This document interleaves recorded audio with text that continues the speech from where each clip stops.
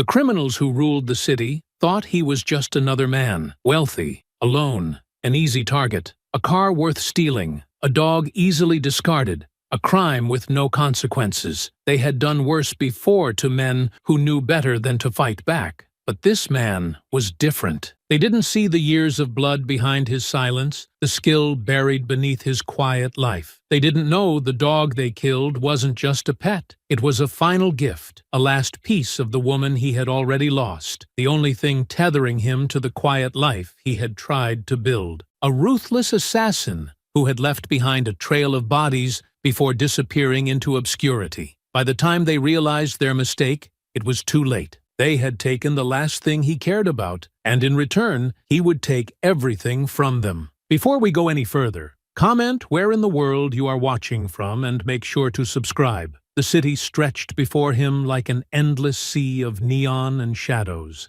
The hum of the engine purred beneath his grip, smooth and controlled. A machine as precise as the man who drove it. Elias Caney sat behind the wheel of his black '69 Mustang, hands loose but ready, eyes flickering between the road and the rearview mirror.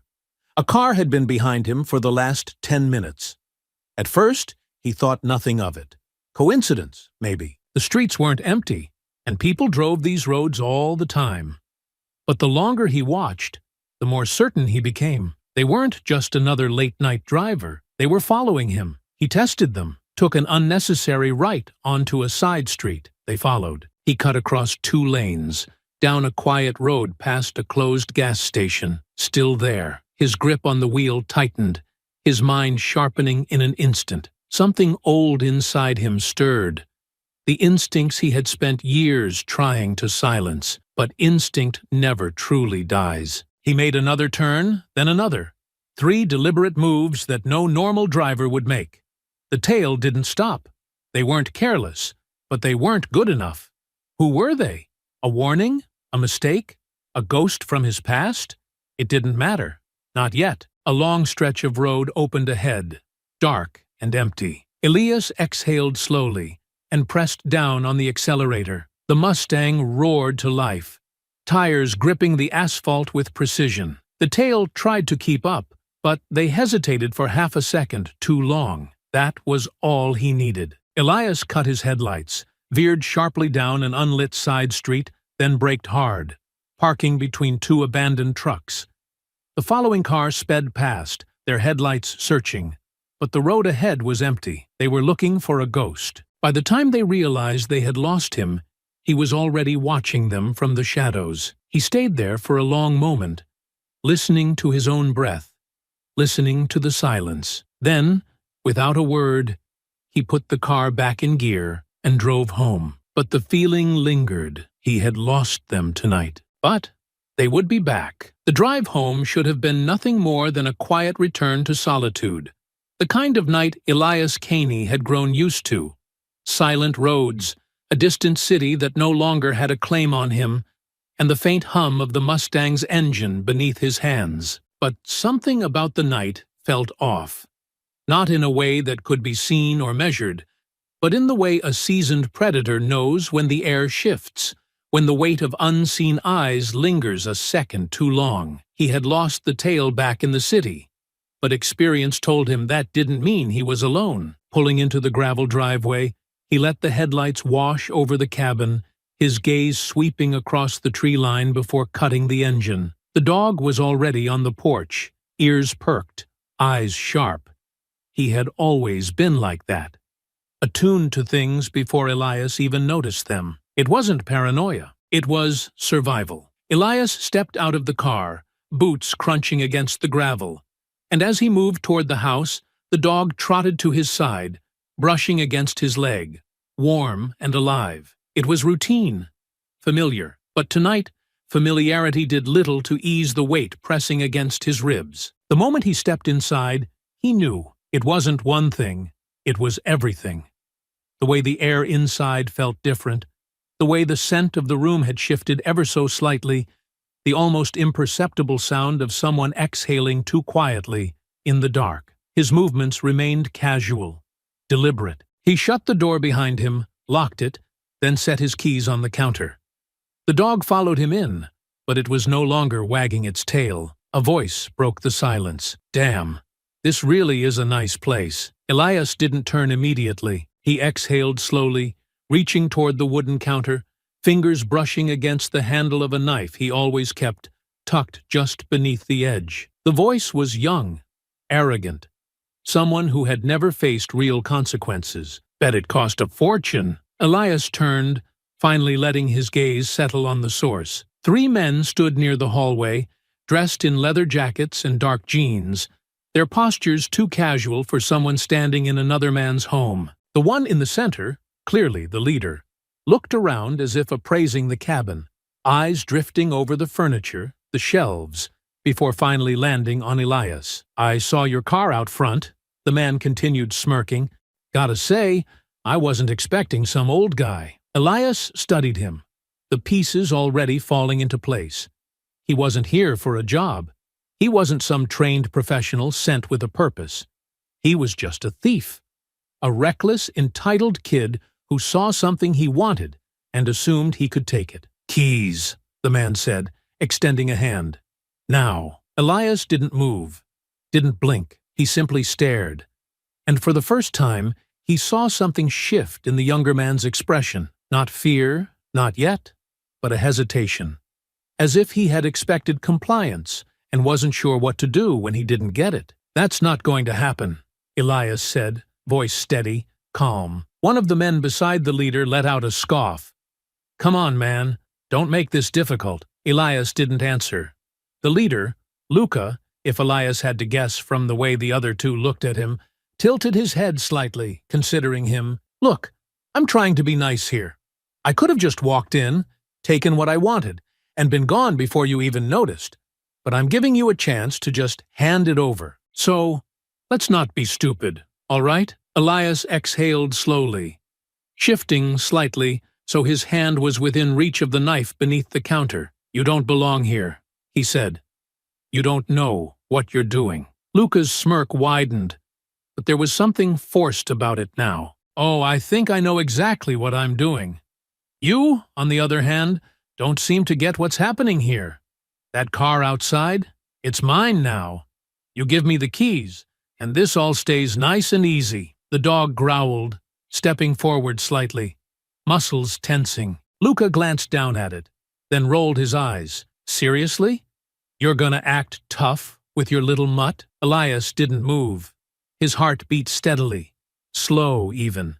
He had spent years leaving this world behind, years choosing peace over the things that had once defined him. But he wasn't sure if peace had ever truly belonged to men like him. Luca sighed, shaking his head as if disappointed. I was trying to be nice, he muttered, then reached into his jacket, pulling out a pistol, letting it hang loosely at his side, his grip too relaxed, his finger not even on the trigger. An amateur. He pointed the gun toward Elias, but the moment he did, the dog took another step forward, growling deeper now, the fur along its spine bristling. Luca's expression darkened. Oh, for foo. He raised the gun slightly.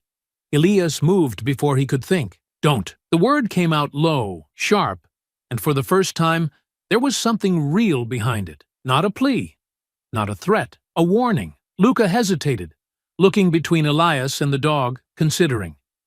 Then he scoffed and turned slightly toward his men. Jesus, you believe this guy? Some old man thinks he's gonna. Elias was already moving.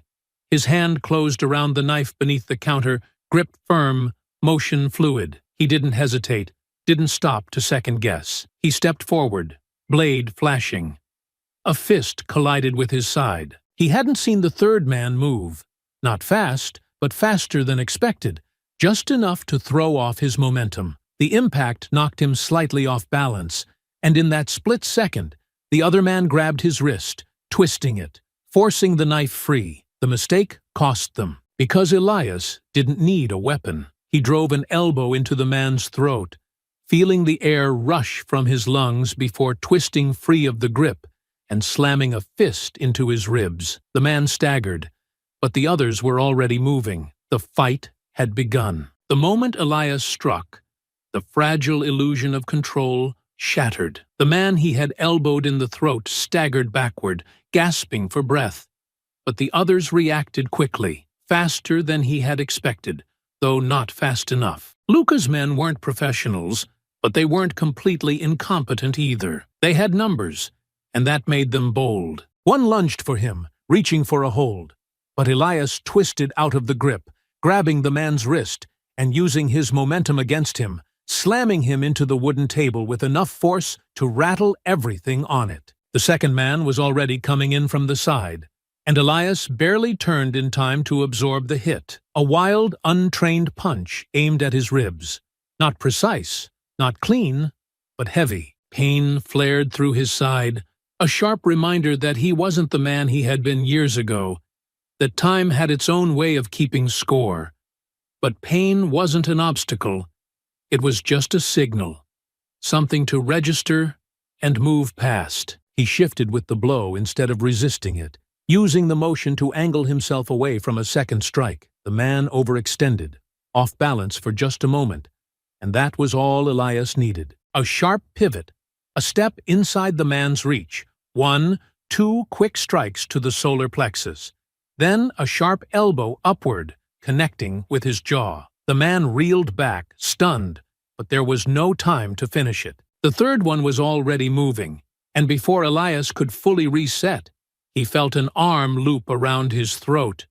A chokehold, sloppy, rushed, but strong. Elias reacted instantly, bringing his hands up to grip the arm, tucking his chin down to prevent the pressure from fully cutting off his airflow. He had seconds before it became a problem. The man behind him tightened his grip, trying to leverage his weight to drag him back, and for a brief moment, Elias's vision narrowed, the edges blurring, his muscles screaming against the hold. Then he shifted his stance, adjusting his footing, bending his knees just enough to find leverage, and with a sudden burst of force, he slammed the back of his head into the man's nose. The impact was solid.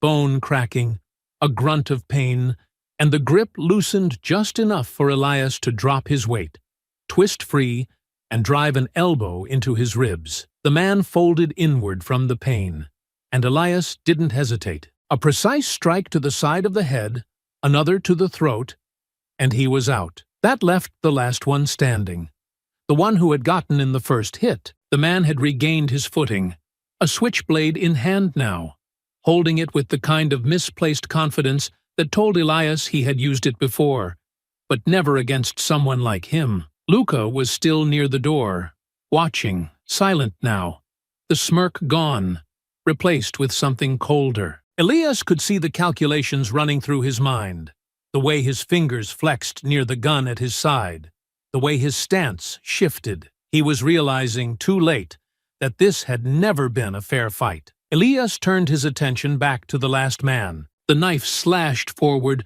fast, aimed for his midsection. Elias sidestepped, the blade slicing through empty air, then stepped back in before the man could reset, grabbing his wrist and twisting it sharply. The knife clattered to the ground, and Elias struck. One sharp blow to the throat, another to the knee, and as the man buckled, a final strike to the back of the skull. The cabin was silent now, save for the ragged breathing of the men on the floor. Luca was still standing, but he wasn't smiling anymore. Elias turned toward him, his breath steady despite the fight, his body still poised, still ready, because he had seen it in Luca's expression, the flicker of realization, the weight of it settling in his bones. He wasn't a fighter. He wasn't even a leader. He was just another entitled, reckless boy who had never known what it was to be truly outmatched. "You're not just some guy," Luca murmured, and there was something new in his voice now, something Elias recognized. Hesitation. It was almost funny. He had walked into this house believing himself untouchable. Now he was looking for a way out. Elias took a slow step forward, and that was all it took. Luca reached for his gun, fumbled with it for half a second too long, and turned sharply toward the door. The plan had changed. This wasn't about taking the car anymore. This was about getting out of there alive. But before he ran, he did something Elias hadn't expected. A single shot rang out, sharp, deafening. Elias's entire world shifted in an instant. The dog had been moving toward Luca, instinctively protective, ready to lunge, to do whatever it took to keep its owner safe. The shot caught it in the chest. The body hit the floor. Everything else disappeared. Luca didn't stop to see what happened. He was already moving, already running. The cabin door flew open, his boots hitting the dirt outside as he scrambled toward the Mustang. The sound of the engine roaring to life barely registered in Elias's ears, the weight of everything pressing into his ribs like a vice. He could have chased him. He could have torn him from the driver's seat. Could have ended this right here, but his feet refused to move. The sound of tires kicking up gravel. The Mustang vanishing down the road. Elias dropped to his knees beside the lifeless form, his fingers barely grazing over soft fur that was already growing cold. His breath felt wrong, too shallow, too strained. His hands were steady, but something inside him wasn't. There were no words, no grief, no sorrow, not in the way most people felt it. There was only absence, only the crushing weight of silence where something living had once been, and beneath it, something deeper, something that had been buried for years, something he had sworn would never surface again. A slow breath, a heartbeat, then stillness. The man who had lived in this cabin, the one who had tried to carve out something resembling peace, was gone, and in his place, something else remained, something old, something merciless. Luca had taken the car, but he had stolen something far more valuable. And Elias Caney was going to take everything from him in return. Elias knelt in the dim glow of the cabin, the world around him fading into the edges of his vision, as the only thing that remained in focus was the still body in front of him. His hands hovered just above the dog's side, unwilling to touch, unwilling to confirm what he already knew. The warmth had begun to leave, the fur no longer rising and falling with breath. The eyes that once watched him with unshaken loyalty, now empty, staring into nothing. For the first time in years, he found himself hesitating, his body unwilling to move, his mind refusing to fully process what had just happened. This wasn't just a dog. It had never been just a dog. The past unfurled itself inside his mind, slow and deliberate. An old wound torn open in a way that left nothing but raw edges and aching hollowness. He remembered the day Isabella had brought the puppy home, how he had stood there in the doorway, watching as she cradled the small, squirming thing in her arms, a radiant smile on her face. "It's for you," she had said, her voice full of something warm, something soft, something that had always eluded him until she had walked into his life. He had frowned, shaking his head. "Isabella, I don't need a dog." "It's not about need," she had countered, stepping forward, placing the tiny creature into his reluctant arms. The dog had stared up at him, big brown eyes full of trust, its small body trembling slightly from excitement rather than fear. "It's about learning how to live with something that loves you unconditionally." He hadn't understood it then, not fully, but she had. She had always known. Isabella had seen things in him that no one else had. She had known the weight he carried, the kind of life he had led before she met him, and yet she had never once looked at him with fear. Where others had seen a killer, a weapon honed into something precise and deadly, she had seen a man who could still be saved.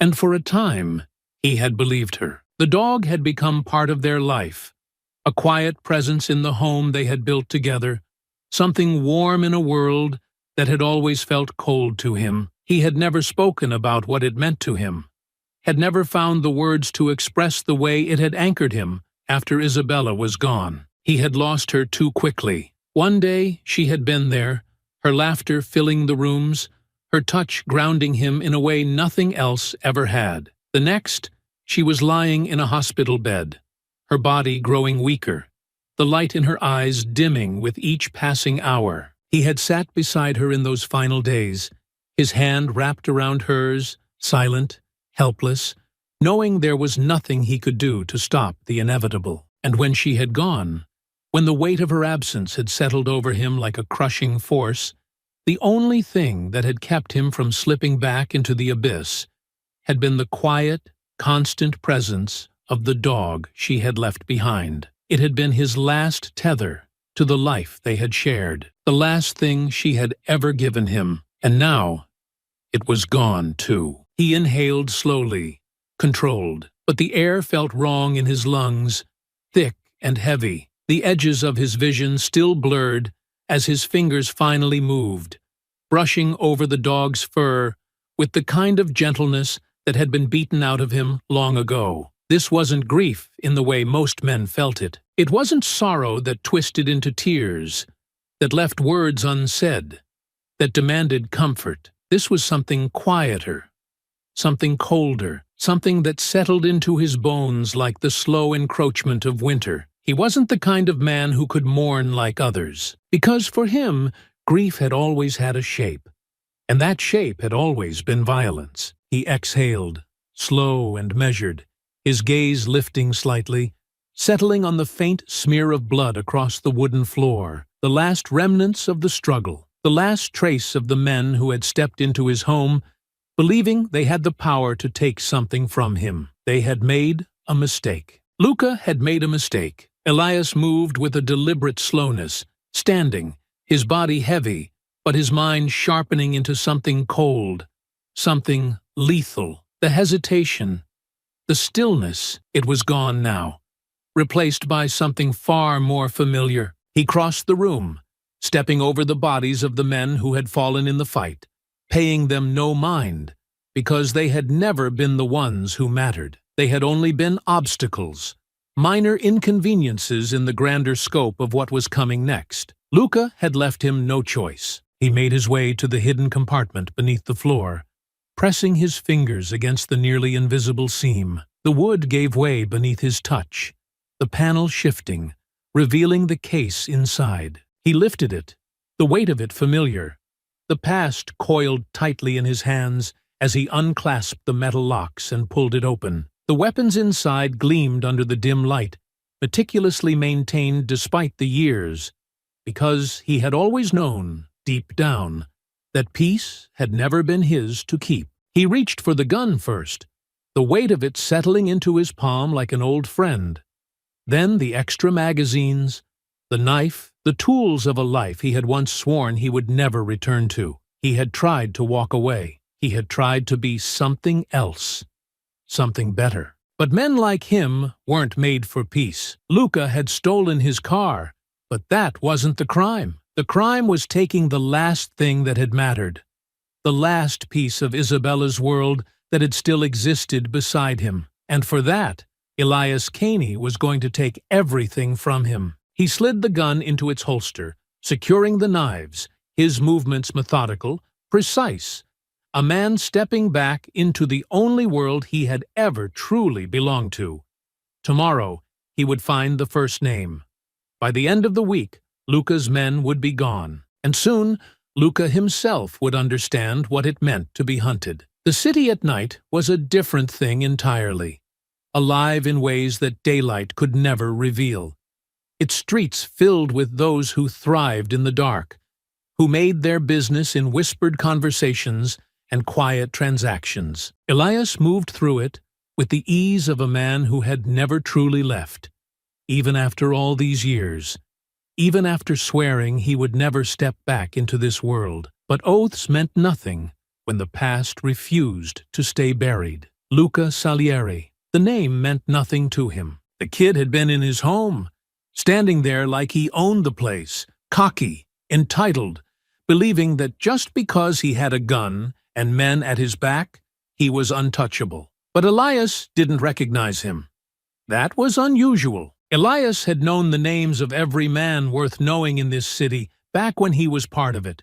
Who they worked for, how they moved, how long they would last before they ended up dead. But this, a nobody with a famous last name, that meant one of two things. Either he was a new player, or he was someone's problem that had been kept quiet for too long. And if there was one thing Elias had learned in his time walking among killers, it was that There was always someone who knew more than they should. The bar was exactly the kind of place where that knowledge lived. Old, quiet, tucked into the forgotten corners of the city, where men sat in booths that no one looked into, where deals were made under the pretense of casual conversation. Elias hadn't been here in years, but nothing about it had changed. And neither had the man behind the counter, Marcus Vale. He had been Elias's contact for years, back when Elias's work had demanded information, back when knowing the right things at the right time had been the difference between walking away and bleeding out in an alley. Marcus wasn't an informant in the traditional sense. He was just a man who made it his business to know everything, and more importantly, to know who needed to hear it. Tonight, Elias needed to hear it. He stepped inside, letting the door swing shut behind him, his presence drawing only a few glances before the other patrons returned to their drinks. Marcus was at the bar, wiping down a glass with the same detached patience he had always carried, as if nothing in the world could surprise him. But when he looked up and saw Elias standing there, something flickered across his face, something between recognition and wariness. "Well," Marcus muttered, setting the glass down.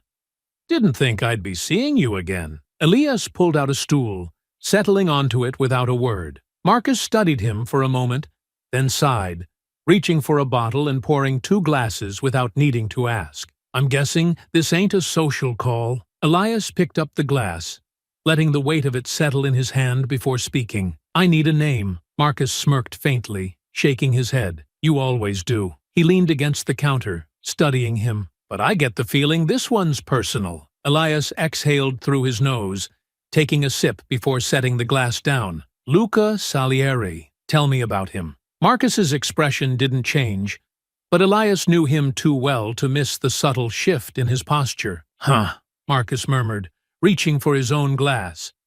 "That's a name I didn't think I'd hear coming out of your mouth." Elias waited. Marcus took a slow sip, then set the glass down with a quiet clink. "Kid's the son of Victor Salieri. You remember Victor?" Elias nodded once. Marcus let out a short breath. "Yeah, well, the old man used to be sharper, smarter, ran things clean, kept the blood off the streets as much as he could. But Luca? He's different. Grew up in his father's shadow, but he doesn't have the discipline, doesn't have the instincts, thinks he can do whatever he wants, just because of who his father is. Victor's tried to keep him out of real trouble, but you know how that goes." Elias did know. Men like Luca never lasted long. They made enemies too quickly, trusted the wrong people, thought they were untouchable until the world proved them wrong. And now the world was about to prove it. "Why are you asking?" Marcus asked after a beat, his gaze sharper now. "You don't just come back for something like this. What did he do?" Elias could have told him, could have said the words aloud, made it real in a way that it hadn't quite settled yet, but instead, he only lifted the glass to his lips again, taking a slow sip, letting the silence answer for him. Marcus watched him, then let out a low sigh. "All right." He leaned in slightly, lowering his voice. "Word is, Luca's hiding out at the docks. His father set him up with a safe house after he pulled something reckless a couple nights ago. I don't know what, and I don't think Victor does either, because if he did, that kid would already be dead." Elias set his glass down, rolling his wrist slightly, letting the information settle. "You're not gonna let this go, are you?" Marcus asked. Though he already knew the answer, Elias met his gaze. "No." Marcus exhaled, shaking his head. "Then I hope you're ready for what's coming." Elias pushed the glass forward slightly, a silent acknowledgement, then stood. He had what he needed. The first step in the hunt was always knowing where to start, and now he did. The safe house was built for discretion, tucked away in the quiet outskirts of the docks, where rusting shipping containers and forgotten warehouses kept secrets better than men ever could. It was the kind of place designed to make someone disappear, to exist just outside the city's gaze, where names didn't matter, and the only thing that did was the ability to stay unseen. Victor Salieri had chosen it carefully. He had used it before, on the rare occasions when things had needed to be kept away from prying eyes, when men had crossed the wrong lines, when debts had to be collected without the spectacle of the city watching. But tonight, as his car rolled to a stop outside, gravel crunching under the tires, he felt something unfamiliar creeping under his skin. Something he hadn't felt in years. Dread. The air was thick with it, the kind that settled into a man's bones before his mind had fully caught up with why. He knew, without needing to be told, that something was wrong. His driver stepped out first, scanning the perimeter, but there would be nothing to see. If there had been a threat, it wouldn't be waiting outside. It would already be inside, waiting for him. Victor exhaled slowly, steadying himself as he stepped out of the car, adjusting the weight of his coat. The subtle shift of the pistol against his ribs, a small comfort. His son had called him in a panic earlier.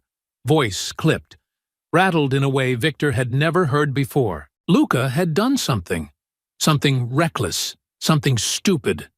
And now, he was holed up here, waiting for his father to fix whatever mess he had made. That was how it had always been. He entered without knocking, the air inside thick with cigarette smoke, the remnants of cheap whiskey lingering in the air. Luca was sitting at the small kitchen table, a half-empty glass in front of him, a bottle near his elbow. He didn't look up when Victor stepped inside, but the way his fingers curled slightly around the edge of the table told Victor everything he needed to know. "Tell me," Victor said, his voice even, measured, but carrying the weight of expectation. Luca exhaled sharply through his nose, rubbing a hand over his face, before finally looking up. "It was nothing.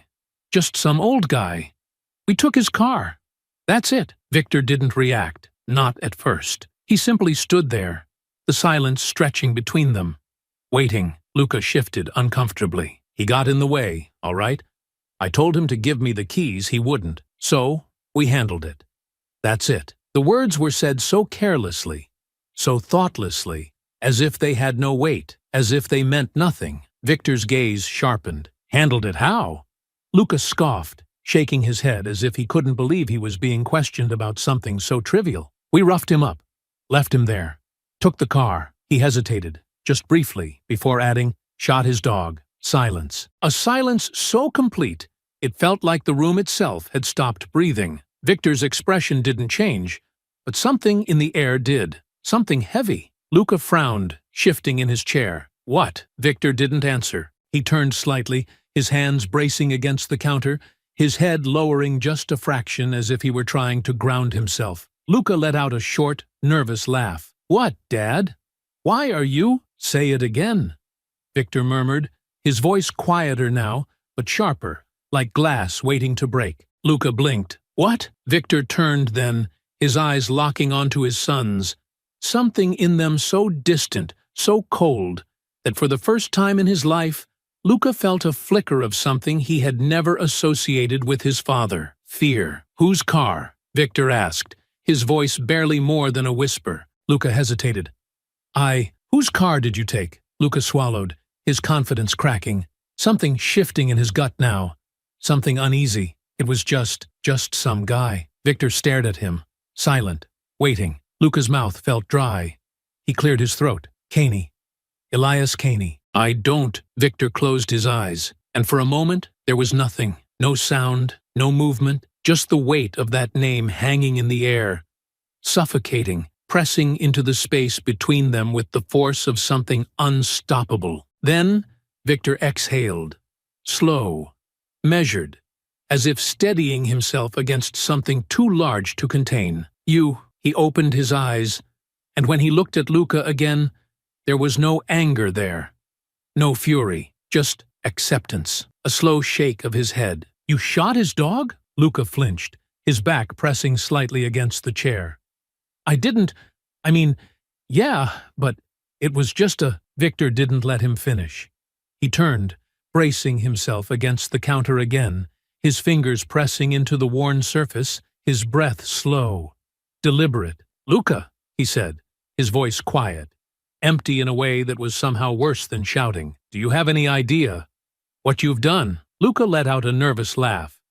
Jesus, Dad, it was a dog, not— Victor turned sharply, his voice rising for the first time.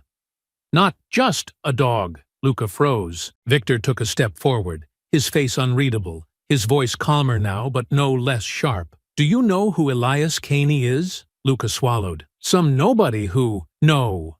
Victor cut him off, shaking his head, his voice softer now, but full of something heavy. No, he is not a nobody. He is a man that you do not cross. He is a man that you do not steal from, and he is a man you do not take from. Because when you do, he doesn't just come for you, he erases you. Luca's mouth opened, but no words came out. Victor exhaled, stepping back, rubbing a hand over his face. God, help us. And for the first time in decades, Victor Salieri felt true fear. Luca sat there, the weight of those words pressing into his chest, but his pride wouldn't let him acknowledge it. Not yet, he scoffed, shaking his head, trying to brush off the creeping unease that had begun to settle in his bones. Dad, you're overreacting.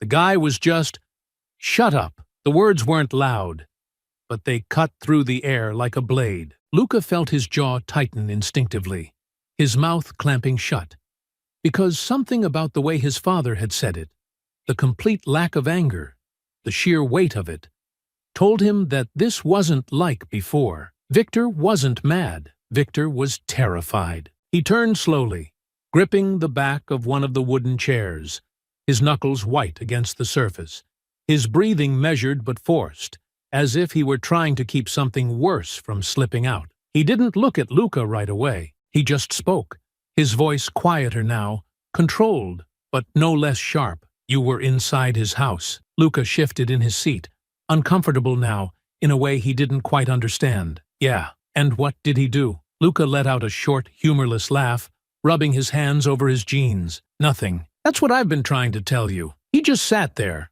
I told him to give me the keys, he didn't, so we put him down. Simple.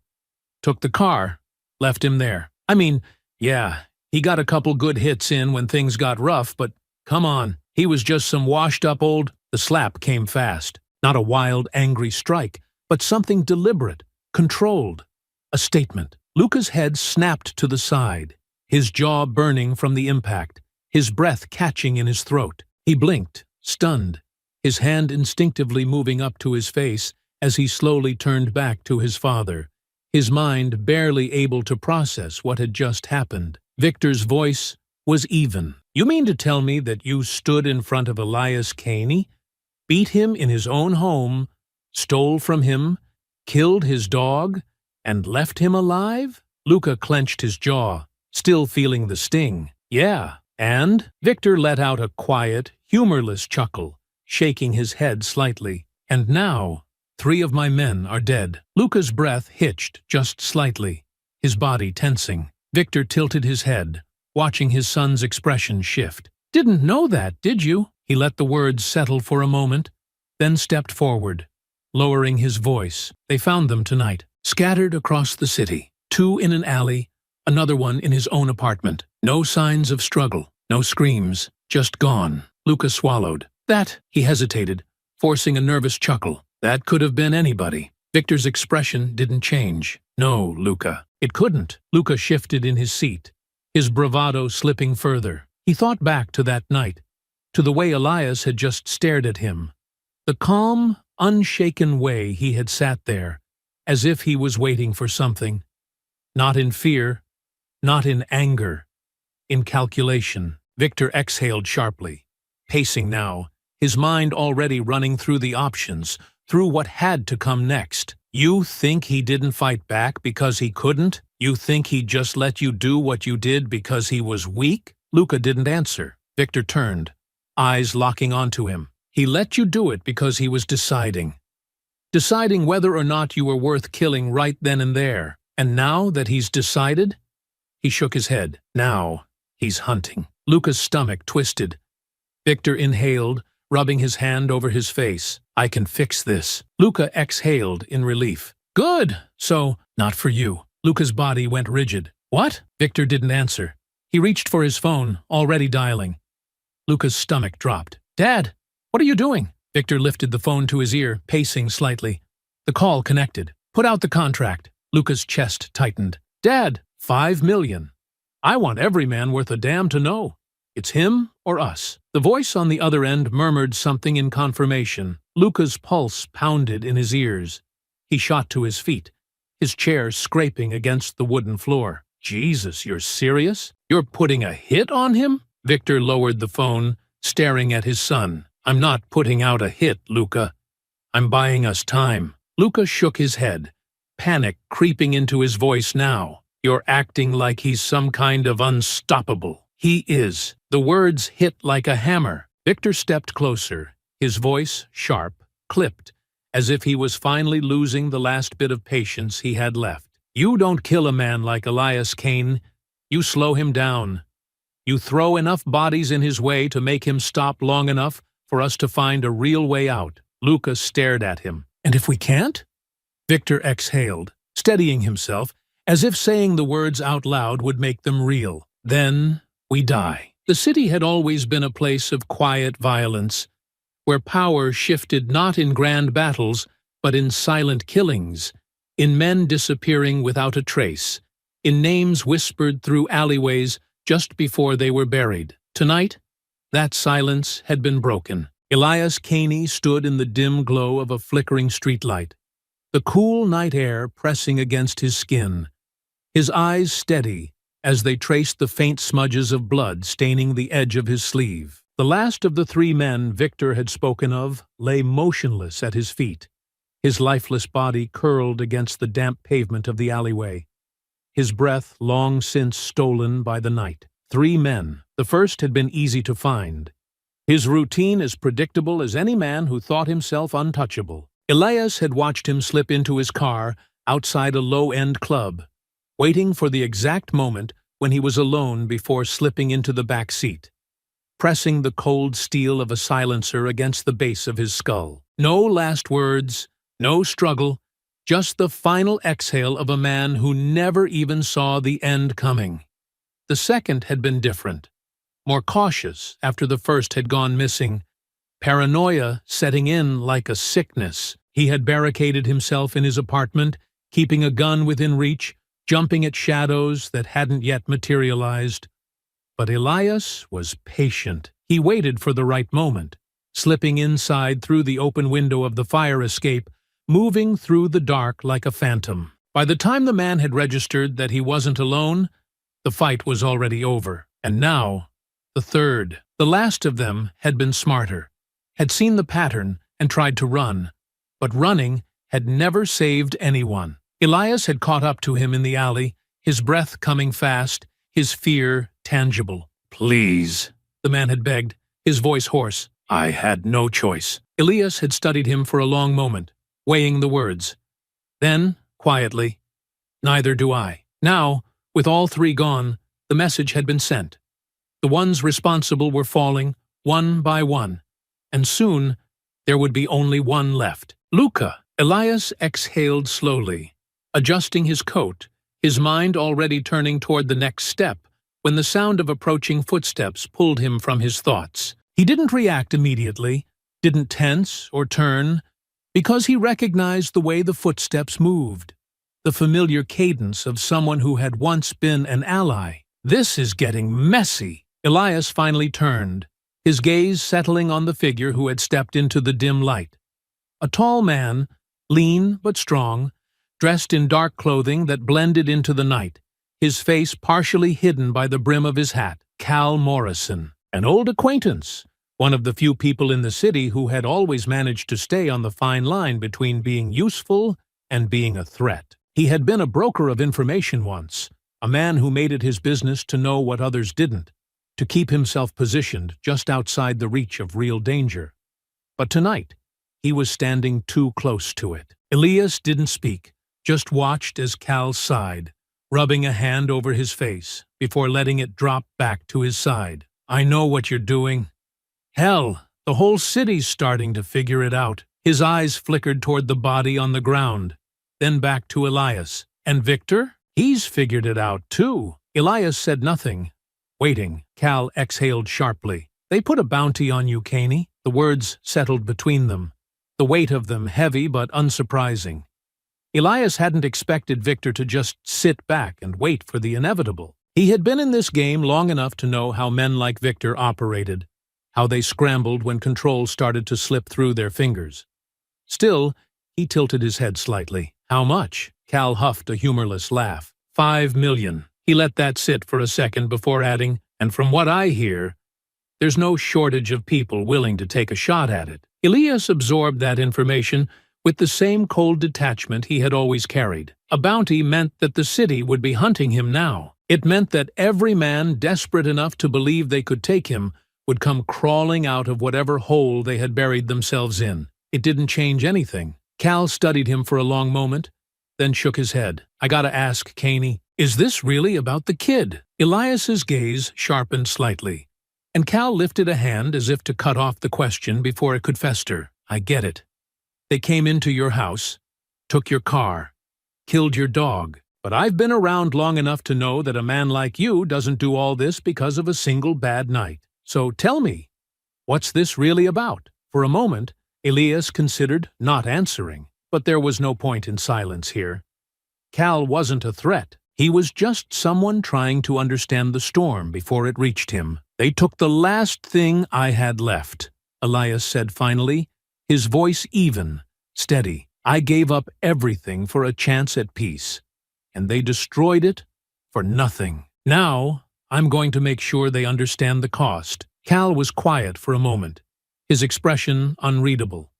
Then he sighed, shaking his head. Jesus, Caney. He reached into his pocket, pulling out a pack of cigarettes, tapping one against the side before slipping it between his lips. He didn't light it, just let it sit there, thinking. Then, finally, he spoke again. You're going to need more than just a gun this time. Elias met his gaze, something shifting behind his eyes. I know. Cal hesitated, then nodded slightly. I can get you supplies, locations, but after that, he exhaled. We never spoke. Elias gave a slow nod. Understood. Without another word, he turned, moving toward the shadows, the weight of the bounty already settling across the city like an omen. Tomorrow, they would come for him, and tomorrow, the first of them would fall. The city moved differently when men were hunting. There was a shift in the air, a weight that pressed against the streets, carried in the way conversations quieted when certain names were spoken, in the way shadows seemed to stretch just a little longer. Elias Caney could feel it, the pull of something inevitable, the slow tightening of the noose that had been set for him. He had expected the bounty. Victor Salieri was many things, calculating, ruthless, careful, but he was not a man who allowed chaos to fester in his world without trying to cut it out. A contract like this was never meant to be about killing Elias. It was about stalling him, about throwing enough bodies in his path to slow him down, to buy Victor time to find a way out of the storm that was already coming for him. But Victor had underestimated one thing. Elias wasn't slowing down. He sat in the dim motel room, the hum of a distant freeway vibrating against the thin walls, his hands moving with quiet precision as he checked the weight of his pistol, slipping the suppressor into place before tucking it into the holster beneath his coat. He had felt the shift the moment the bounty had gone out, had seen the change in the faces of the men he passed on the street, the way their eyes lingered just a second too long, calculating, considering. They were already here, 6 of them, moving like they had a plan, believing, wrongly, that because they had numbers, they had control. They had been careful, staying just out of sight, watching, waiting for the right moment, unaware that their moment had already passed. Elias pushed back from the table, standing, rolling his shoulders as he exhaled slowly, letting the weight of what was about to happen settle over him. Outside, the night carried on as it always had.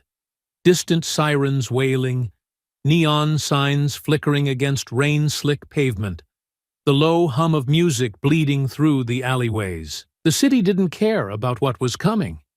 It never did. He stepped out onto the street, moving with the kind of ease that came from knowing exactly how this would play out. He wasn't rushing. He wasn't hiding.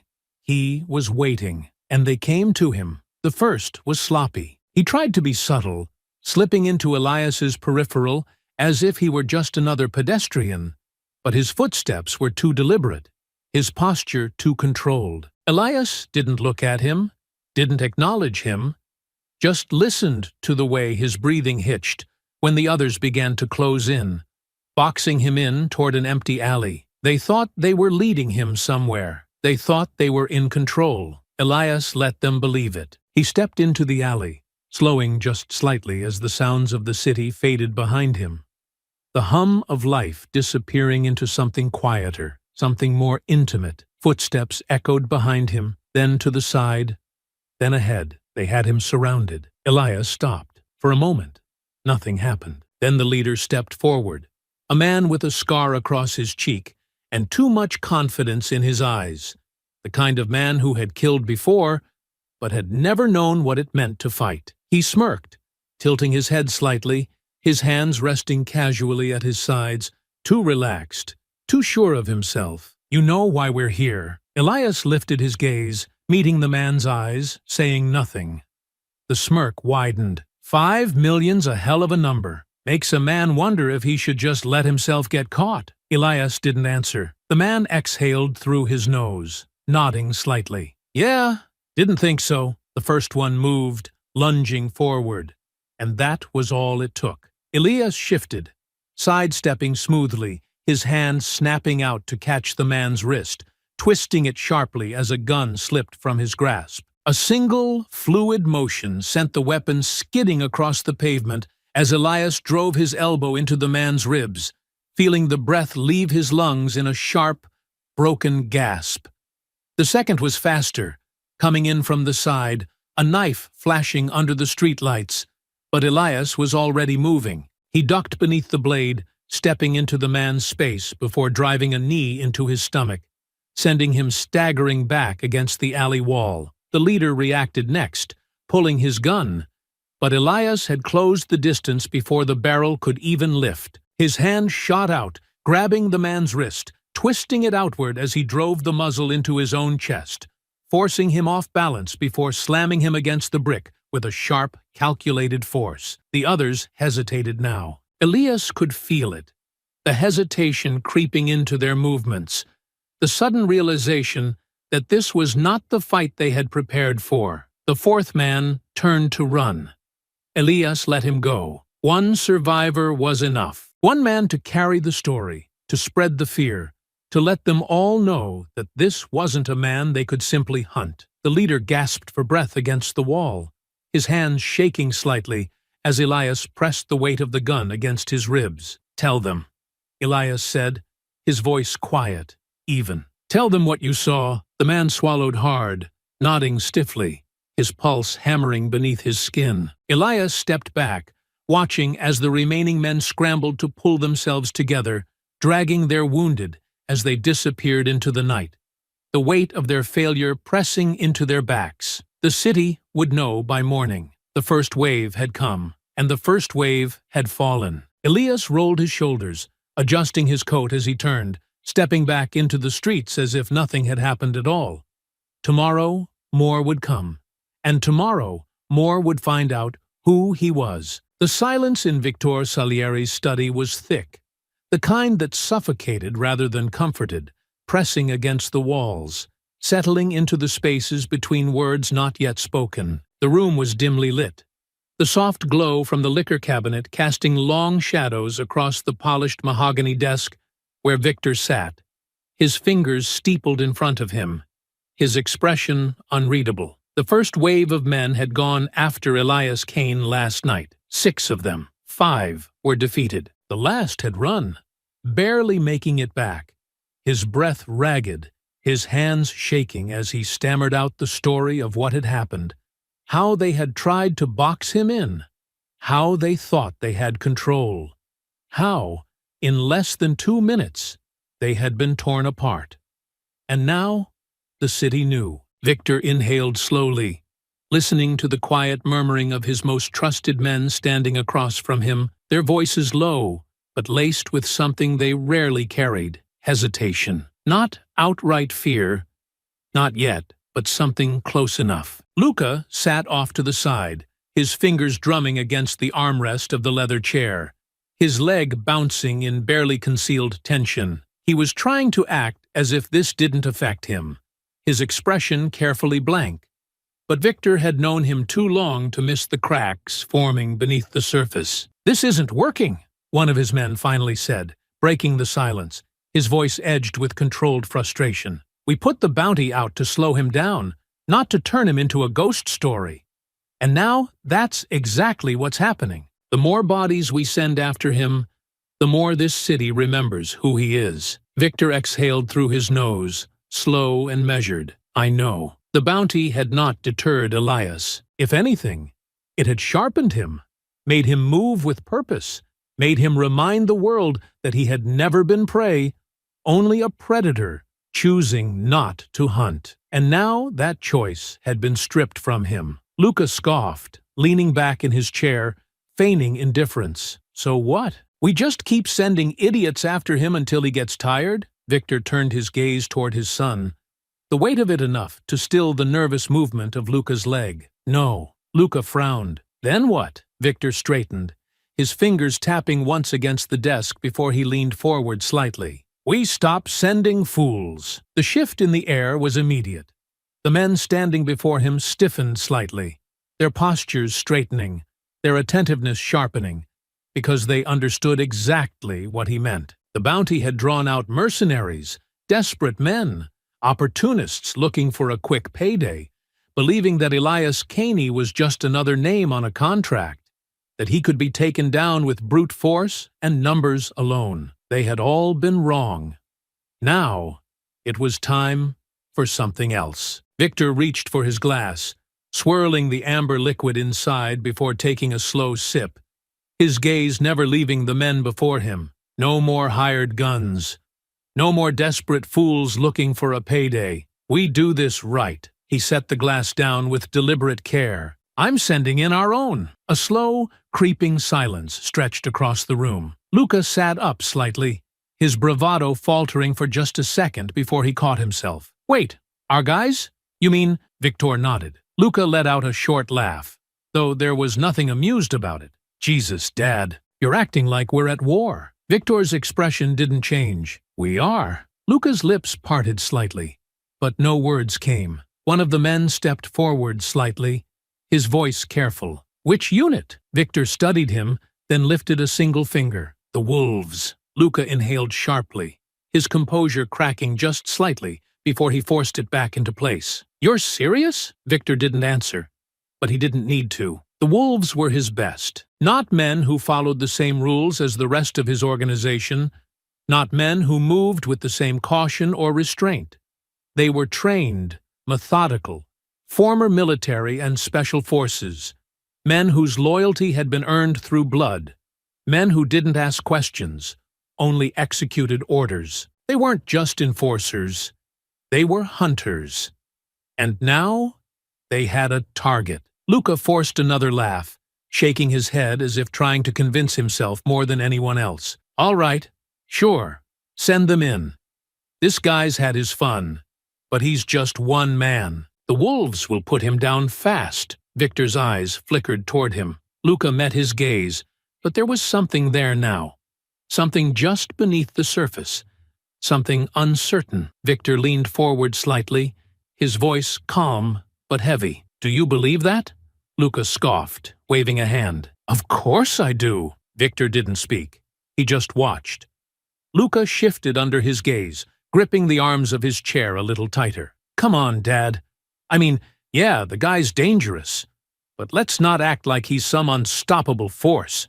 He's just—" Victor exhaled through his nose, standing up slowly. Luca stopped talking. Victor moved toward the cabinet, pouring himself another drink, letting the silence stretch, letting his son sit with his own words, forcing him to feel them. Then, finally, without turning, he said, "The first time I met Elias Caney, he walked into a room with 12 men waiting to kill him." Luca swallowed.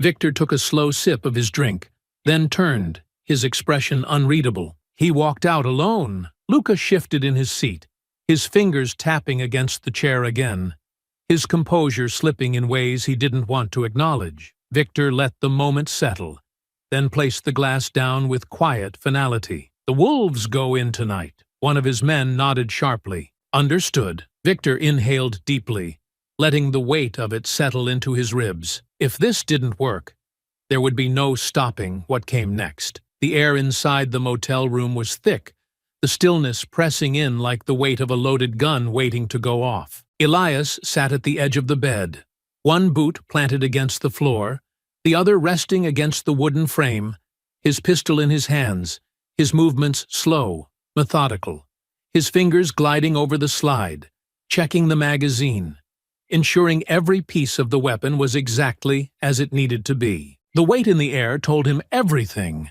They were coming. Not reckless men chasing a payday, not the desperate and the foolish who had convinced themselves that 5 million was worth dying for. No, these were different. The air always shifted when men like this were near, the kind of men who had spent years honing their instincts, who knew how to move without making a sound, who knew how to kill without leaving a trace. Elias had known Victor would send them. The bounty had never been meant to end him. It had been meant to stall him, to slow him down, to force him to waste time dealing with low-level killers, while Victor worked to find a way out of the storm that was already coming for him. But now, the game had changed. The wolves were here, and Victor wasn't buying time anymore. He was trying to end it. Elias exhaled slowly, his breath steady, his mind already running through the scenario, the angles, the sequence of movement that would determine whether or not he walked out of this room alive. They wouldn't storm in recklessly. They would move tactically, controlled, coordinated. They would assume they had the advantage, assume he was waiting inside, sitting in cover, forced to react. That was their mistake. The first hit came fast. A sharp, sudden explosion as the door buckled inward. The force of the breaching charge sending a violent shockwave through the room, ripping through the cheap wooden frame, the impact enough to rattle the walls, to send a haze of dust and debris into the air. Elias barely had time to move before the first man was inside, his rifle raised, his movements precise, sweeping left, while the second came in behind him, covering the opposite side. Elias fired first. The silenced round slammed into the lead man's chest, staggering him just enough for Elias to push off the bed, driving his shoulder into the second, knocking him off balance, sending them both crashing into the flimsy dresser. A third man was already coming in, his gun raising, the muzzle flashing as a shot cracked through the room, pain searing across Elias's ribs as the bullet grazed him, a sharp, burning line tearing through the flesh just beneath his vest. No time to register it. The man he had tackled was already moving, his elbow driving into Elias's side, sending him stumbling back, just in time to see the first man recover, pulling a combat knife free from his belt. Close quarters. Fast. No hesitation. Elias sidestepped, barely dodging the blade as it cut through the air, his own movements shifting, adjusting, his body twisting as he slammed the butt of his pistol into the attacker's wrist, knocking the knife loose. The man didn't hesitate, his other hand coming up fast, driving into Elias's stomach, forcing the air from his lungs, making him reel, just as the second man grabbed him from behind, locking an arm around his throat, forcing him off balance. He hit the floor hard, the impact sending a jolt of pain through his shoulder, his vision blurring for half a second as the two closed in, one reaching for the discarded knife, the other raising his rifle, ready to end it. Elias reacted on instinct, a sharp roll, his foot lashing out, catching the nearest man in the knee, forcing his leg to buckle, buying just enough time to reach for the broken lamp beside him, swinging it upward, the heavy metal base cracking against the attacker's skull. The man crumpled, his rifle skidding across the floor, just as the third lunged, the knife flashing toward Elias's throat. Pain tore through his shoulder as the blade grazed him, cutting deep, But he was already moving, his grip closing around the man's wrist, twisting violently, forcing the weapon free, sending it clattering to the ground. He didn't waste the opening. A quick, brutal strike to the throat, the kind that sent the body into shock, making the man stumble back, gasping for air, leaving just enough space for Elias to grab the discarded rifle, turning it against him. The silenced burst of gunfire ended it, but there was no time to breathe. The last two were still outside, waiting. They had heard the fight, heard the struggle. They wouldn't come in now, not without adjusting, without reassessing the situation. Elias exhaled, gripping his side, his fingers brushing against the warm slick of blood seeping through his shirt, his body burning, adrenaline keeping the pain at bay, but not erasing it. He moved quickly, grabbing the extra magazines off the dead man's vest, reloading, bracing himself against the dresser, his breath slowing. Two left, and they were waiting for him. This wasn't over. It was just beginning. The motel was quiet now. The gunfire faded, replaced by the slow, rhythmic sound of Elias Kane's breathing. His ribs ached, the wound in his shoulder pulsing with heat, every muscle in his body carrying the weight of the fight he had already endured. Blood slicked his fingers, some his, some not, the air thick with the metallic scent of violence. But it wasn't over. The last two wolves were still out there. They hadn't stormed in recklessly after hearing the first three go down. That was the difference between them and the men who had come before. They weren't panicked, weren't looking to avenge their fallen. They were waiting, adjusting, controlling the battlefield in a way that only trained men could. Elias stepped over one of the bodies, his movements controlled despite the tightness in his ribs, his breath slowing, his ears tuned to the silence beyond the doorway. They wouldn't enter. That much was clear. They had already decided to make him come to them. Fine. His grip tightened around the rifle he had taken, his muscles tensing as he reached for the door handle. In one fluid motion, he threw it open, stepping into the hall, his gun raised. The first man was already there. A heavy boot caught him in the gut, slamming him backward before he could react, the impact sending him crashing into the motel wall. The rifle slipped from his hands as the second man closed in fast, grabbing the back of his coat, yanking him forward into a brutal knee strike that drove into his ribs, white-hot pain shooting through his side. Elias barely had time to register the second attack before the first was on him again. A sharp elbow connecting with his jaw, snapping his head to the side, the force sending him staggering. The hallway spun for a moment, his vision darkening at the edges, but he caught himself, his body moving on instinct, twisting just as the second attacker lunged in for a finishing blow. He redirected the momentum, his forearm colliding with the man's wrist, forcing the strike wide. Before the wolf could recover, Elias shifted, driving his elbow into the man's sternum, feeling the air rush from his lungs. But before he could press the advantage, the first man grabbed him from behind, yanking him into a tight chokehold, his forearm locking against Elias's throat. Pressure. His body reacted immediately, his mind assessing, calculating. The hold was tight, the leverage strong. This wasn't a rushed move, wasn't sloppy. The man behind him knew exactly what he was doing.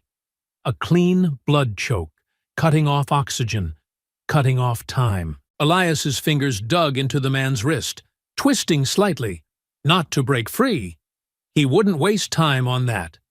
Instead, he shifted his weight suddenly, throwing himself backward, slamming both their bodies into the motel wall. The impact rattled the drywall, but the grip didn't loosen. Fine. He reached down, grabbing the man's thigh, forcing his fingers into the sensitive nerves just above the knee, twisting with the kind of controlled precision that only came from years of knowing how to dismantle a body. The man's grip faltered just slightly, just enough for Elias to shift again, grabbing his attacker's arm and using his own weight to flip him forward, sending him crashing onto the motel floor. The second attacker was already moving. Elias barely had time to raise his arms before the next strike came, a sharp hook aimed at his ribs, catching him just enough to send another jolt of pain through his body. He absorbed it, stepping in instead of back, pressing into the man's space, trapping his arms before driving his forehead into the bridge of his nose. Blood splattered across the hall, the man stumbling, but Elias didn't let up. A brutal strike to the kidney. A sharp knee to the gut, the sound of breath leaving the body in short, strangled gasps. The first man was back on his feet, moving fast, lunging forward, a blade flashing in his grip. Elias twisted at the last second, feeling the edge slice just barely across his ribs, his own hand snapping out to grab the attacker's wrist. They struggled for a second, muscles coiling, tension thick between them. But Elias was stronger, his grip shifting, his other hand grabbing the back of the man's head, slamming it against the motel wall. The man collapsed.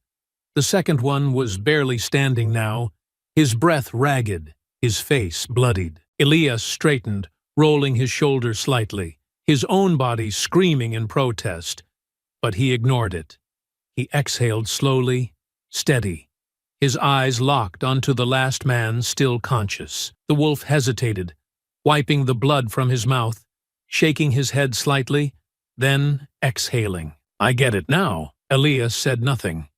The man nodded, barely breathing, his voice quieter now, something almost resigned behind his words. "You really aren't going to stop, are you?" Elias exhaled slowly. "No." The man let out a small, humorless chuckle. "Figures." Then, without another word, he lunged. The final exchange was short, brutal. The sound of fists colliding with flesh, the snap of bone breaking, the heavy thud of a body hitting the floor for the last time. Silence. Elias stood there for a long moment, his breath measured, his ribs aching, his body still buzzing with the fading remnants of adrenaline. He ran a hand over his jaw, rolling his shoulders before stepping over the fallen. It was done. The wolves had been sent to kill him, and now they were just another warning left behind for the city to find. A faint vibration cut through the silence, a low, insistent sound echoing against the motel floor. Elias turned his head slightly, his gaze settling on one of the bodies, his eyes narrowing as he spotted the phone, still clutched in bloodied fingers, its screen glowing in the dim light. A name flashed across the caller ID, Victor Salieri. Elias exhaled slowly, crouching down, his fingers wrapping around the device, his thumb hovering over the screen for just a moment. Then, finally, he answered. "Yeah." Silence. Then, Victor's voice. Low, steady, carrying something that wasn't quite fear, but wasn't far from it. "Elias." Elias leaned back slightly against the wall, his fingers tightening around the phone, his voice quiet, measured. "Victor." A silence stretched between them, heavy, unyielding. Then, Victor exhaled through his nose, the sound barely registering over the static hum of the call. "I assume my men are gone." Elias didn't answer. He didn't have to. The bodies cooling on the motel floor were answer enough. Victor let out a slow breath, the faintest edge of something frayed in his voice, something Elias knew well. Not fear, not yet, but the realization that the walls were closing in, that the path forward had already been carved out in blood, and there was no stopping it now. "You've made your point," Victor said, his tone shifting slightly. "The first step toward negotiation, toward control, toward the thing men like him always reached for when the ground beneath them started to crumble. You want revenge. I understand that. You want Luca. Fine. But we can work something out. It doesn't have to be like this." Elias let the words sit for a moment, letting the sheer absurdity of them settle before he finally spoke.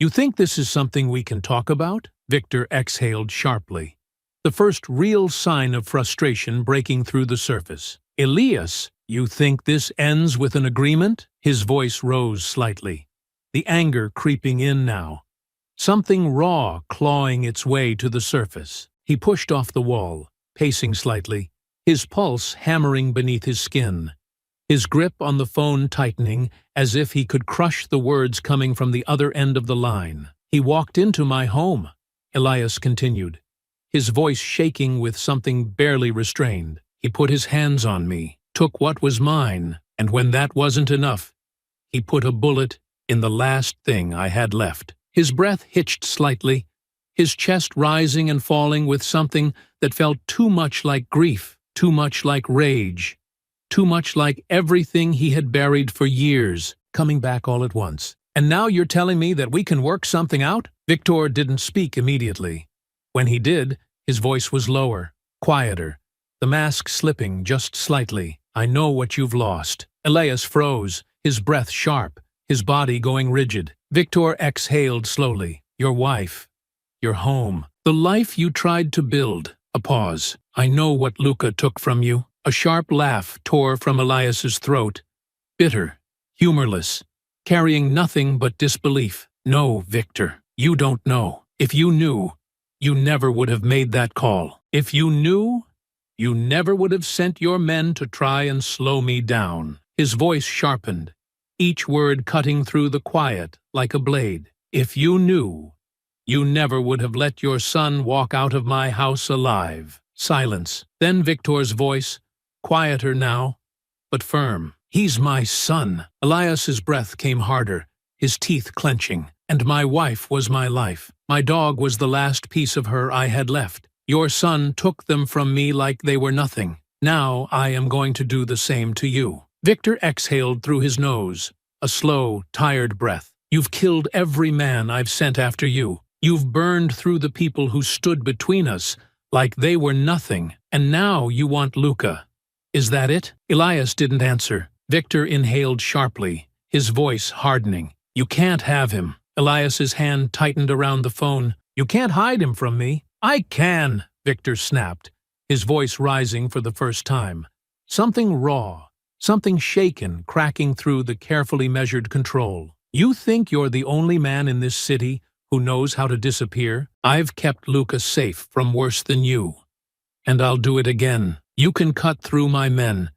You can burn the whole city if you want to, but you will never touch my son." Elias's breath slowed, his body coiling, his voice dropping to something lower, something colder. "Then you don't understand what's coming." Victor let out a hollow laugh. "You think you're going to walk into my house, kill my son, and walk out?" Elias exhaled, his grip loosening just slightly, his head tilting as if considering. "I don't care if I walk out." Silence. Victor's breath caught, just slightly, just enough for Elias to hear it. Then his voice came back, quieter now, laced with something that almost sounded like regret. "There's nothing left of you, is there?" Elias closed his eyes, inhaling slowly, steadying himself, his pulse settling into something measured. Not anymore. The call went dead. Elias stood there for a long moment, the phone still clutched in his hand, his mind already pushing past the pain,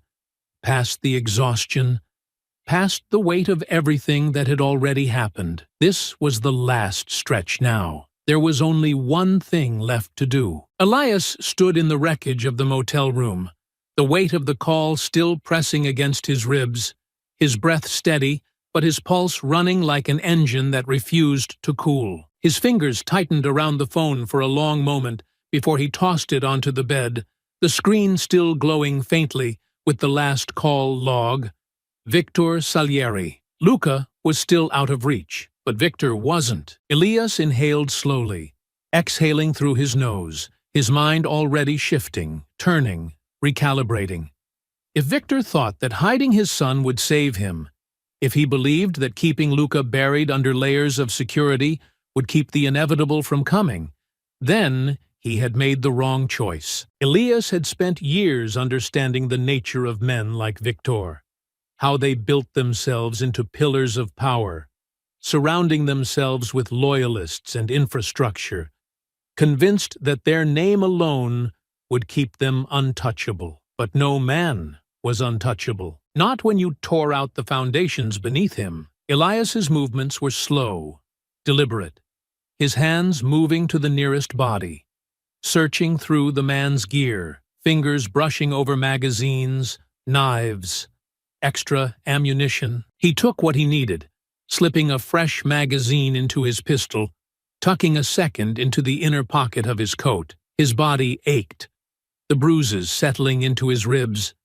the slice across his shoulder stinging with every movement. But pain was irrelevant now. He had been methodical before, moving through the underworld with patience, taking his time to eliminate each piece of the puzzle that separated him from his target. But Victor had just rewritten the game. By protecting Luca, he had made himself the only way forward. Elias pushed off the bed, rolling his shoulders, letting the tension settle before stepping over the bodies and into the bathroom. The mirror was cracked, the reflection staring back at him fragmented, blood speckling his jaw, his knuckles raw, his eyes sharp beneath the bruises forming at the edge of his cheekbone. It had been years since he had looked like this, a ghost of the man he had once been, not someone who lived, someone who hunted. His fingers ran under the faucet, water running red as he washed the blood from his skin,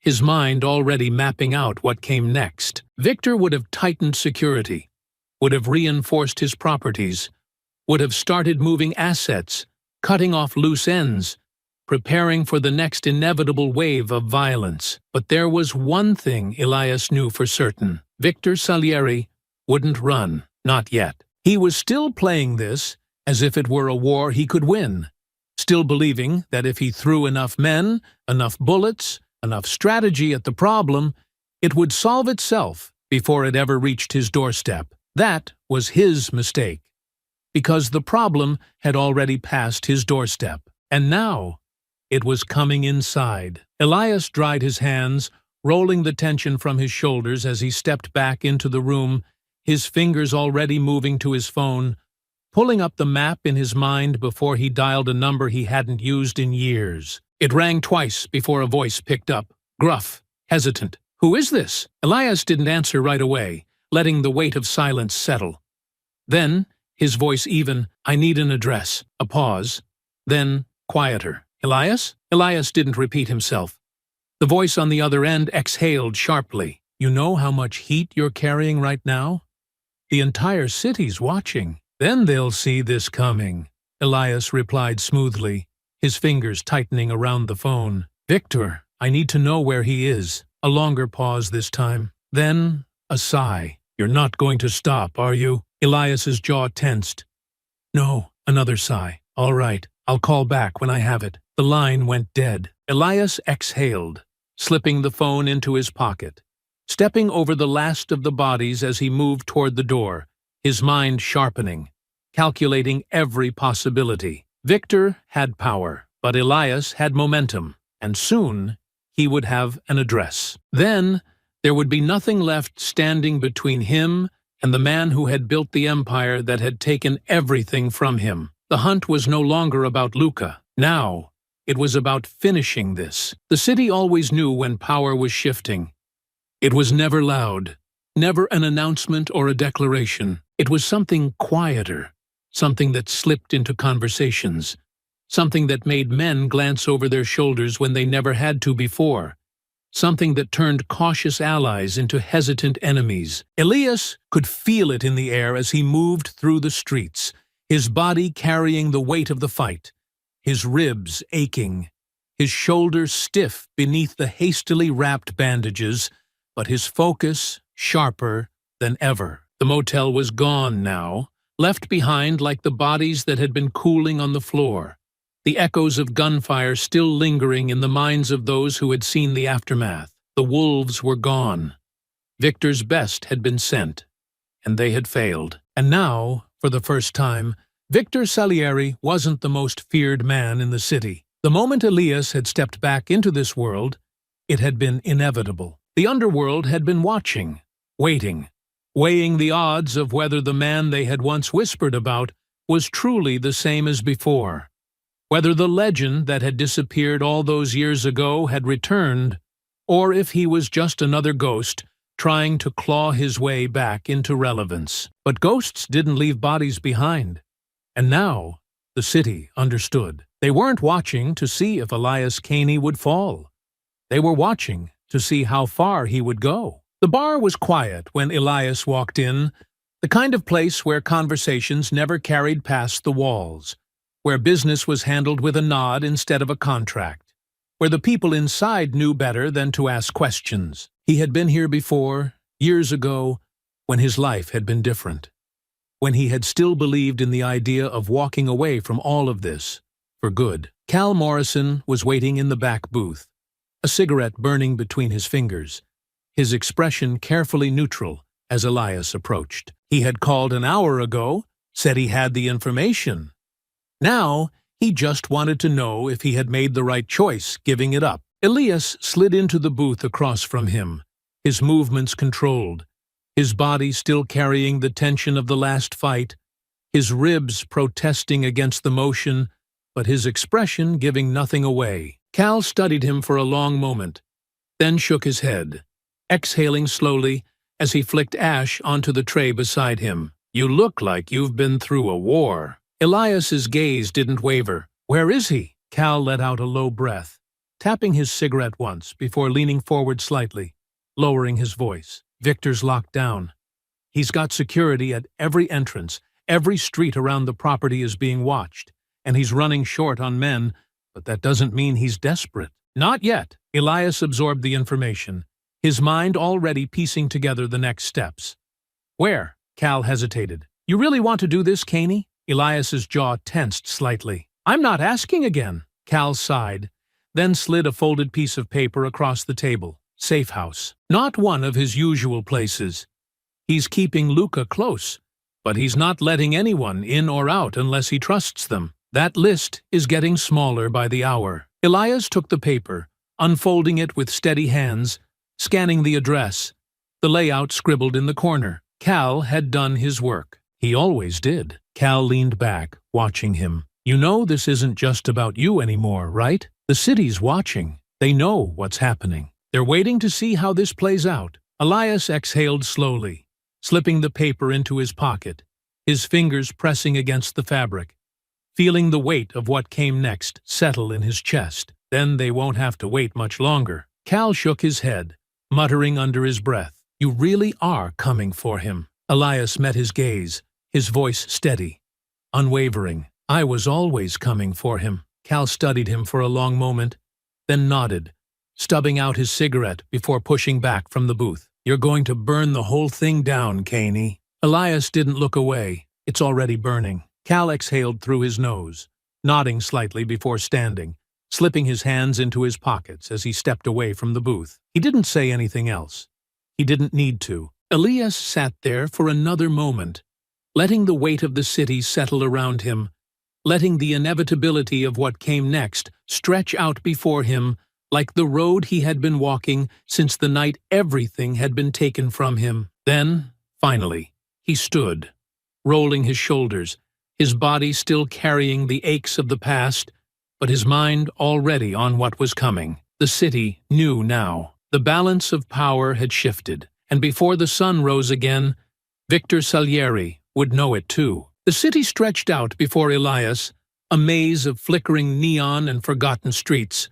But tonight, it no longer felt like something alive. It felt like something waiting, as if the buildings themselves were holding their breath, as if the streets knew what was coming and had emptied themselves in preparation. The balance of power had shifted. The city had felt it. The men who still stood behind Victor had felt it. And soon, Victor himself would feel it too. Elias stood at the edge of the rooftop, his breath steady despite the dull ache in his ribs, despite the stiffness in his shoulder. His body carried the weight of every fight that had brought him to this moment, but none of it slowed him. He had endured worse. The pain meant nothing now. Only one thing mattered: the safe house in the distance, its iron gates standing as the last barrier between him and the man who had spent his life believing he could never be touched. He scanned the perimeter, his sharp gaze tracing the movements of the guards stationed along the walls, watching the way they adjusted their postures, their grips tightening on their weapons, their eyes darting toward the darkened streets beyond. They were tense, cautious, bracing for an attack they knew was inevitable. But they weren't looking behind them. Elias moved.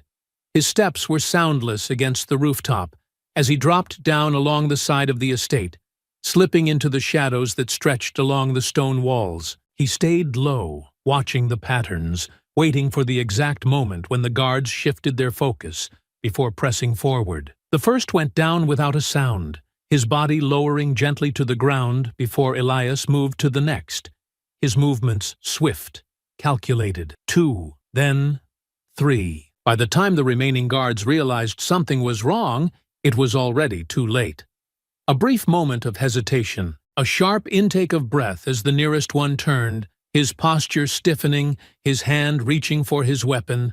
But Elias was already moving, cutting through the space between them before the man could react, disarming him with a single fluid motion. The others barely had time to register what had happened before Elias pressed forward, forcing them back, overwhelming them before they had the chance to call for reinforcements. The struggle was brief.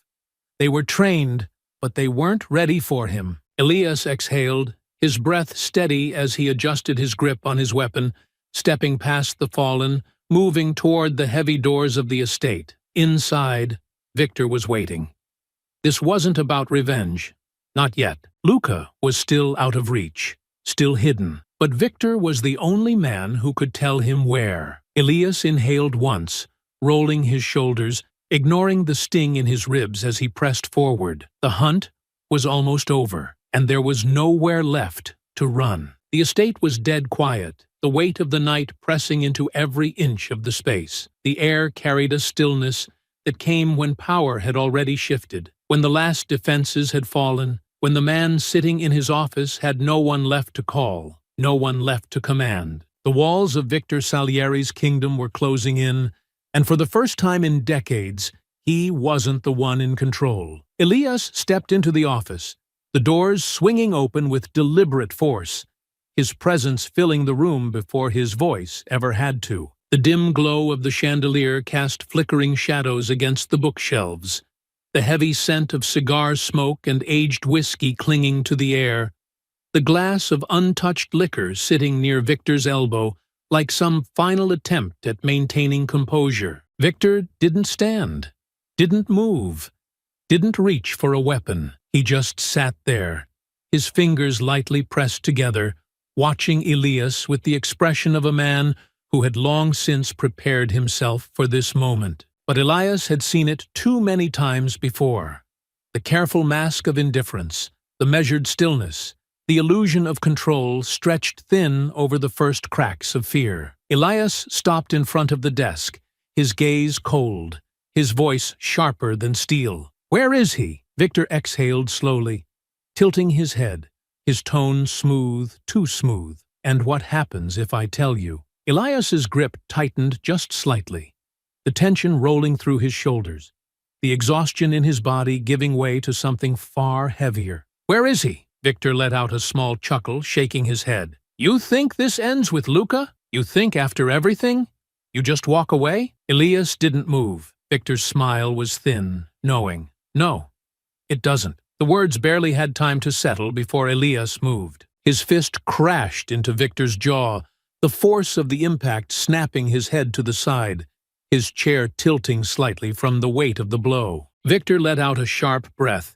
his hand reaching for the edge of the desk, his composure faltering for just a second before he steadied himself, shaking his head, blinking through the daze. Elias didn't give him time to recover. His hand shot forward, grabbing the whiskey glass and hurling it against the far wall, the shattering sound cutting through the air, the scent of liquor spilling into the space. Victor barely flinched, but Elias saw the flicker in his eyes, the recognition, the understanding that this wasn't a conversation anymore. This was an ultimatum. Elias leaned in, his hands pressing against the desk, his voice low, steady. "You sent your men after me.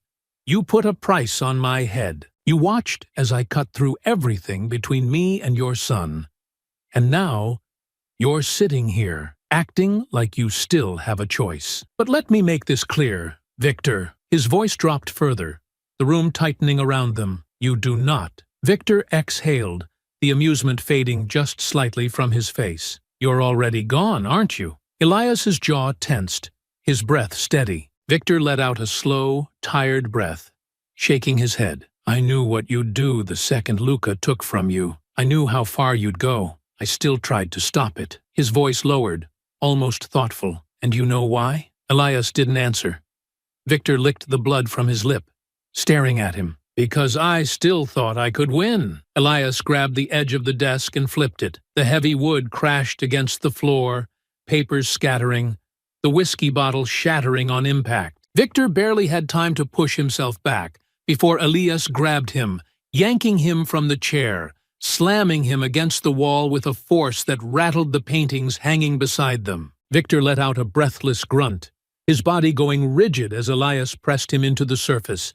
His arm locked against his throat, his voice no longer carrying any patience. "Where is he?" Victor coughed, his breath uneven, his hands gripping Elias's wrist, trying to pry himself free. But Elias didn't budge. "You think hurting me will get you what you want?" Victor rasped, his voice strained, but still holding that edge of defiance, still trying to hold on to whatever was left of the power he had once wielded. Elias slammed him back against the wall, harder this time, his voice quiet, deliberate. "No, but I'll break everything you have left." Victor's breath caught just slightly, his body tensing at the weight behind the words. Elias leaned in, his voice barely above a whisper. "I will burn every last piece of your empire. I will rip apart everything you have built. I will make sure that when I'm done, there won't be a single soul left willing to stand in your shadow. You will not just lose Luca. You will lose everything." The silence between them stretched, thick and suffocating. Then Victor exhaled. His shoulders slumped just slightly, the last of his resistance unraveling beneath the weight of inevitability. "The docks," he muttered, his voice hoarse. "Warehouse 17. Elias held him there for another moment, making sure, waiting, reading the shift in his posture, the resignation settling into his features. There was no lie in it, no trap, just the truth. Elias released him, stepping back as Victor slumped against the wall, running a hand over his bruised jaw, inhaling sharply through his nose. Elias turned, moving toward the door, his body still tight with the remnants of the fight, his mind already moving to the next step. Victor's voice stopped him. "You know they're ready for you." Elias paused. Victor exhaled, shaking his head, his voice lower, almost quiet now. "It won't matter." Elias didn't answer. He stepped through the doorway, into the waiting dark, the docks, the final stretch. Luca had run out of places to hide, and before the night was over, it would all be finished. The night air was thick with the scent of salt and oil, the distant hum of cargo ships pressing against the stillness of the docks. The water stretched dark and endless beyond the piers, reflecting the glow of overhead floodlights in broken fragments, the occasional ripple disturbing the illusion of calm. But there was no calm here. Elias stood at the edge of the container yard, his body still carrying the weight of every step that had brought him to this moment. The bruises had settled deep into his ribs, each movement carrying a dull ache, the cut at his shoulder burning with every shift. But none of it mattered now. Pain was distant. The exhaustion that had crept into his muscles had no place here. Luca was close. The warehouse loomed ahead, its rusted metal walls standing between Elias and the end of this hunt. The structure was old, built for storing shipments that had long since moved elsewhere. But tonight, it had become a cage, a last refuge for a man who had run out of places to hide. Elias exhaled slowly, steadying his breath, his eyes scanning the perimeter. Victor's men had been thinned out, their numbers reduced to a handful of desperate enforcers still trying to hold together the remnants of an empire that was already falling apart. They stood near the entrance, their movements cautious, their eyes darting between the shadows, their hands tight on their weapons. They knew who was coming. They were afraid. Elias moved before they could see him. The first guard barely had time to react before Elias closed the distance, his approach soundless, his presence unnoticed until it was already too late. A quick strike, precise, efficient, his grip closing around the man's collar, pulling him into the darkness before he could make a sound. A short struggle, a sharp exhale, and then silence. One down, the second turned too late. His instincts sharp, but his reactions just a fraction slower than they needed to be. Elias met him head-on, blocking the desperate attempt to raise a weapon, his own strike coming faster, knocking the rifle away before a sharp blow sent the man crumbling to the ground.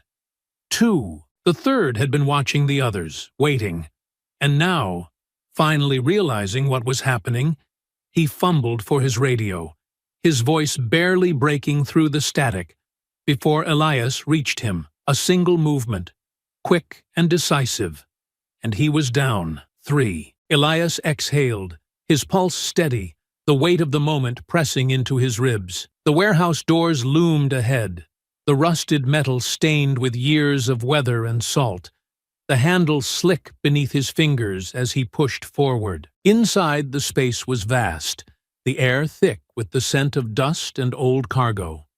Stacks of shipping crates lined the walls, the overhead lights flickering dimly, casting long, broken shadows across the floor. Somewhere in the distance, the sound of slow, careful footsteps echoed against the metal. Elias followed the sound. Luca was hiding, but not for long. His movements were cautious, careful.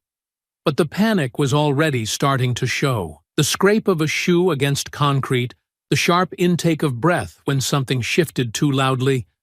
Luca had never been trained for this. He had never been meant to live in the world his father had built. He had been given power without the weight of responsibility, given men to protect him without ever having to learn what it meant to fight for himself. And now, there was no one left to protect him. Elias stepped forward, his voice carrying through the silence, controlled, deliberate. "You can come out now." The stillness stretched.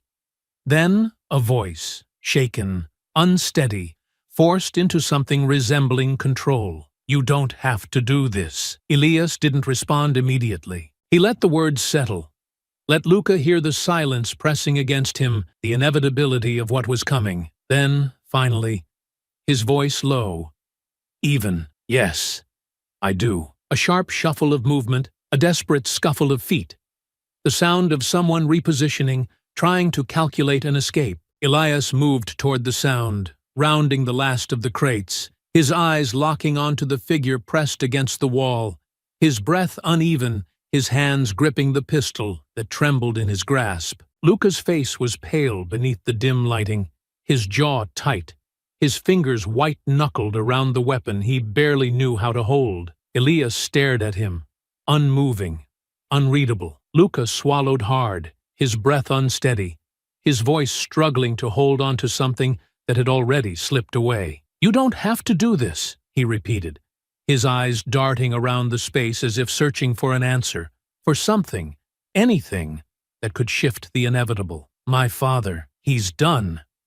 "You don't have to." Elias took a step forward. Luca tensed, his hand tightening on the trigger. Don't come any closer." Elias stopped, his gaze steady. Luca's breathing was too fast, his body trembling just slightly, the weight of fear settling into his shoulders, pressing against his chest, making the gun in his hands feel heavier than it should. Elias exhaled, slow and deliberate. "You were never supposed to be in this world." Luca swallowed, his fingers twitching against the pistol, his breath coming shorter now, more panicked. "It was just a car." Elias tilted his head slightly, his voice carrying the kind of quiet finality that left no room for anything else. "No, it wasn't." Luca's chest rose and fell with uneven breaths, his mind scrambling for an escape that didn't exist, his body caught between fight and flight, trapped in a moment where he no longer had control over what happened next. Elias waited.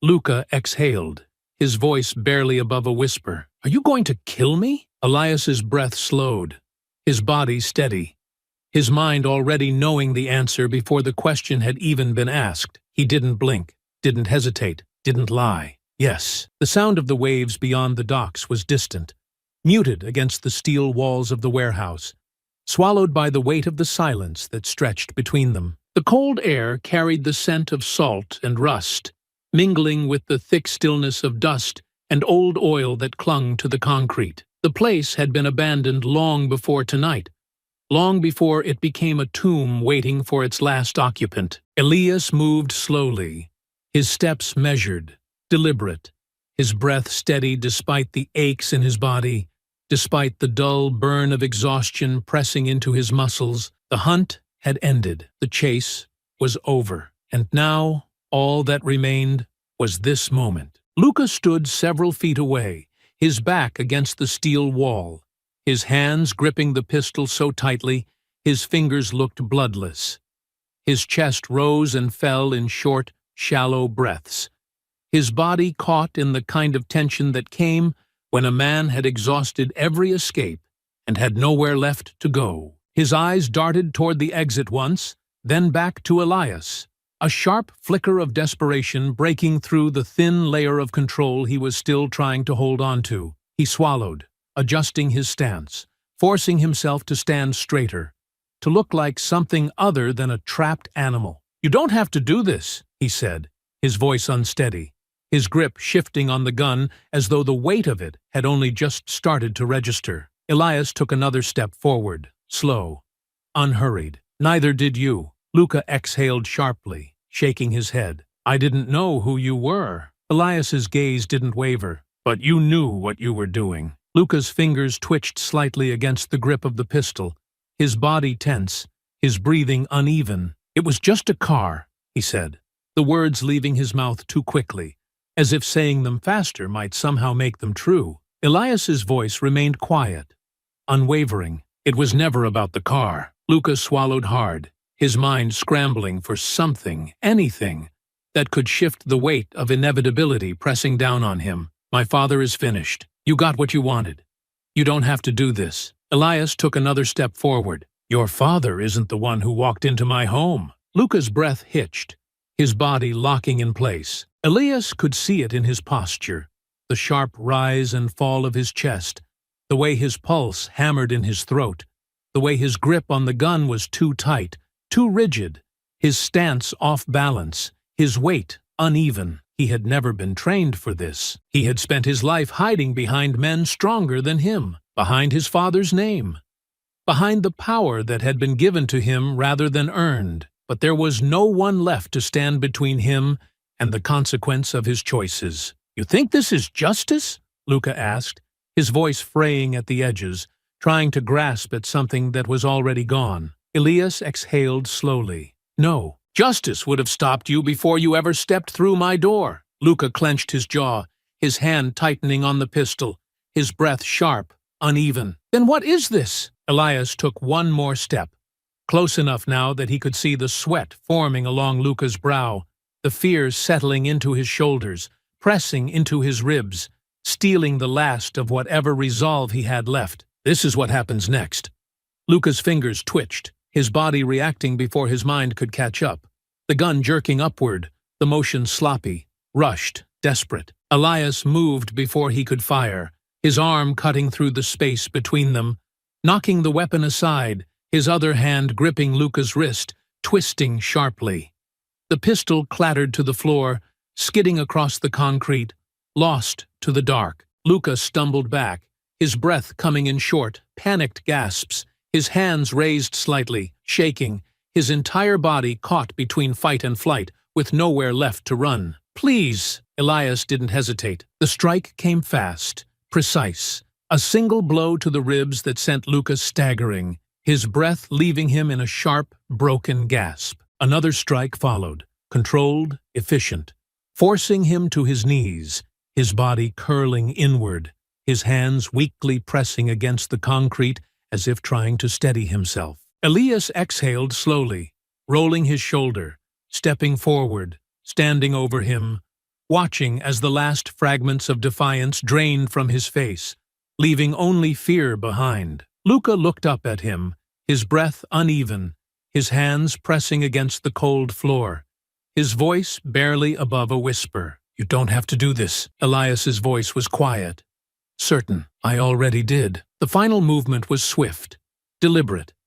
A single, precise strike. No anger, no hesitation, no need for anything more. The silence that followed was absolute. Elias stepped back, inhaling deeply, letting the moment settle, the ache in his ribs, the weight of exhaustion, the dull, lingering pain from every fight leading to this moment. All of it was there, but none of it mattered now. The hunt was over. Elias exhaled slowly, his breath steady, his pulse even. He turned toward the exit, stepping out into the night, leaving the empty warehouse behind, leaving the past behind, leaving the name Luca Salieri as nothing more than another whispered story in a city that had already started to move on. The docks were quiet now. The world outside had already continued turning, as it always did, as it always would. But Elias Caney had left his mark, and the city would never forget it. The night air was thick with salt, and the distant hum of cargo ships shifting in the water. But to Elias, the world had gone silent. The weight of what had been done had already settled into his bones, the ache of every step pressing into his muscles as he walked away from the warehouse, leaving behind the final remnant of the life that had set all of this into motion. The city would feel it soon. The weight of Luca Salieri's absence would ripple through the underworld like a stone thrown into still water. The power that once seemed untouchable, fracturing under the pressure of something inevitable. Victor had spent his life building an empire, had controlled the streets with the careful balance of wealth, violence, and fear. But tonight, that balance had been shattered, and soon there would be nothing left. Elias exhaled, the pain in his ribs sharpening with the motion, the exhaustion pressing against the edges of his vision as he moved through the empty space between the shipping containers. The fight had taken its toll. The war had carved into him deeper than he wanted to acknowledge. But there was still one last thing left to finish. The low roar of an approaching engine cut through the silence, tires screeching against asphalt as a black sedan skidded to a stop just beyond the edge of the docks. Elias kept walking, his pace slow, deliberate, his body coiled, his mind already preparing for what was next. The car doors swung open, heavy boots hitting the ground, and then, "Caney!" the voice carried through the night. Deep, raw, filled with something just beneath the surface that was not yet grief, but close. Something twisting behind the words, something sharp enough to cut. Elias didn't stop. The sound of another door opening, another set of footsteps, then the unmistakable click of a safety being released. I said stop. Elias slowed slightly, tilting his head just enough to catch the reflection of street lights on metal. A gun. No hesitation.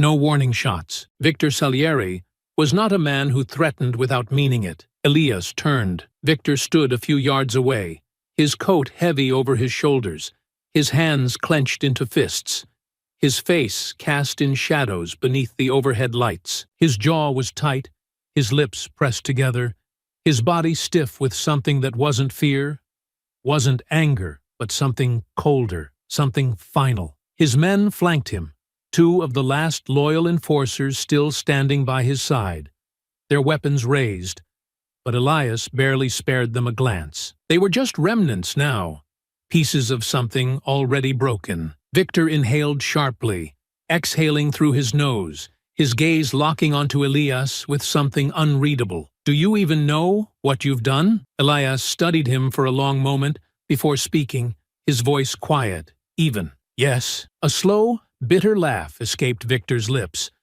but there was nothing amused about it. "You really think this changes anything?" He shook his head, taking a step closer, his boots heavy against the pavement. "You think taking my son from me undoes what happened to you? You think this brings her back?" Elias's fingers flexed slightly at his side, the movement small but deliberate. "No." Victor's expression darkened, something coiling behind his eyes, something frayed. "Then, what was the point of all this?" Elias didn't hesitate. "The point was that he never should have walked into my home." A sharp breath, a slow tilt of the head.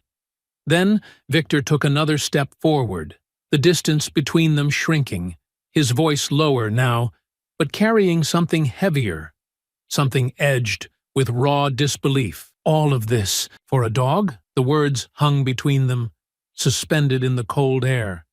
pressing into the silence. Elias's jaw tightened. Victor let out another hollow laugh, shaking his head. This empire, this city, every man who has bled and died for your revenge. And it was all for a dog? Elias exhaled slowly, his breath steady, his voice sharper than steel. It was never just a dog. Victor's gaze flickered, his breath catching just slightly.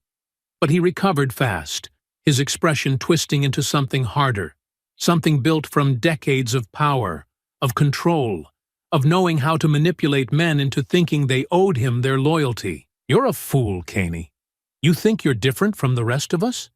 You think you're not the same man you were before all of this? Elias didn't move, didn't react, didn't blink. Victor's voice dropped lower, quieter, almost thoughtful. You killed my son. The words came like a hammer against stone.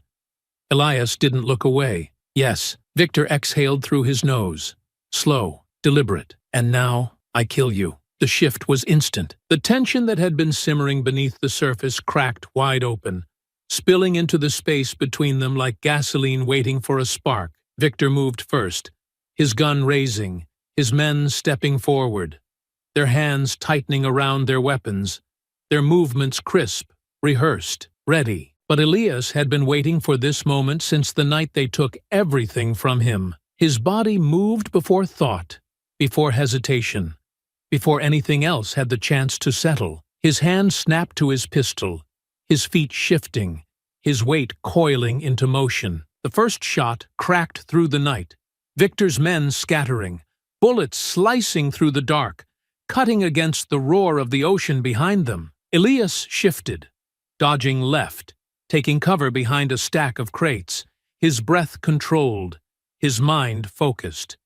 This wasn't an ambush. This wasn't a chase. This was the last fight. Victor had come to avenge his son, but Elias Caney did not lose. Gunfire shattered the quiet of the docks, sharp echoes cutting through the still night air, the scent of salt and gunpowder mixing into something heavy, something final. The world beyond the harbor seemed distant, the city watching, waiting, as the last remnants of Victor Salieri's empire came apart beneath the weight of inevitability. Elias moved with precision, his breath controlled, his body tight with exhaustion, but sharper than ever. Every step, every shift, every motion was calculated. Each bullet fired, not wasted in reckless exchange, but placed with intention, cutting through the dark with brutal efficiency. The first man went down before he even had a chance to register. The fight had already been lost. The second took longer, his training evident, his movements crisp.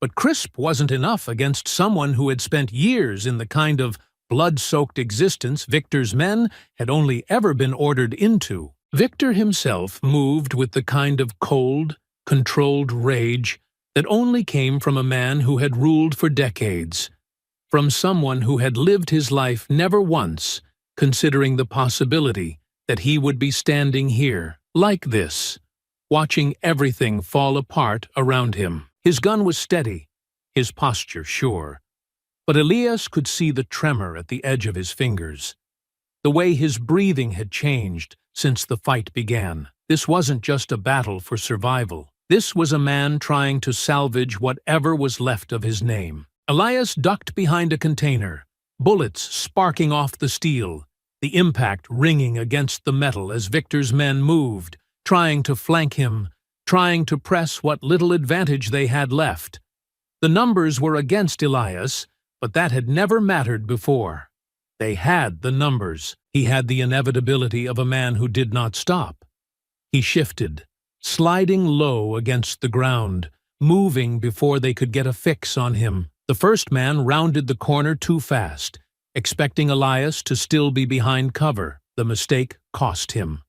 A single clean shot, center mass. He stumbled back, crumpling to the pavement before his weapon could even slip from his hands. Two left. Elias pushed forward, his body tight with the motion, every part of him running on precision, the pain in his ribs distant, his mind only focused on what came next. One of Victor's men fired, the shot slicing past Elias's arm, grazing fabric, missing by inches. Elias didn't slow. He closed the distance, his grip shifting as he reached the second attacker, slamming the gun from his hand before a sharp, brutal elbow snapped into the man's jaw. The force sent him stumbling, his body crumpling into the crate behind him, unconscious before he even hit the ground. One left, Victor. The old crime lord stood just beyond the loading dock, his coat hanging heavy around his shoulders, his gun still raised, his posture firm despite everything unraveling around him. His breath was slow, controlled, his expression unreadable as he watched Elias step forward. The two men facing each other with nothing left between them now. A long silence stretched between them, thick with the weight of every decision that had led to this moment. The harbor behind them carried the low hum of the city, distant and detached, uncaring of the blood spilled here tonight. Victor inhaled deeply, his grip steady on his weapon. "You could have walked away." Elias took another step, his voice even, unwavering. "So could you." Victor let out a short breath, something that might have been a laugh if it didn't sound so hollow. "You think this makes you different from me?" Elias didn't answer. Victor nodded slowly, as if understanding something only now, too late. "You're no different. You just needed the right excuse." Elias exhaled, his body loose despite the tension pressing between them. "Maybe." Victor studied him, his fingers flexing slightly on the gun, his breath steady, his eyes unreadable beneath the dim glow of the overhead lights. "Then let's finish it." And then, without hesitation, he fired. Elias moved. The shot tore through the air, missing by an inch, slicing past him as he shifted, his own weapon raising, returning fire before Victor could adjust. A sharp impact, a grunt of pain, Victor stumbling back a step, his hand instinctively gripping his side where the bullet had caught him.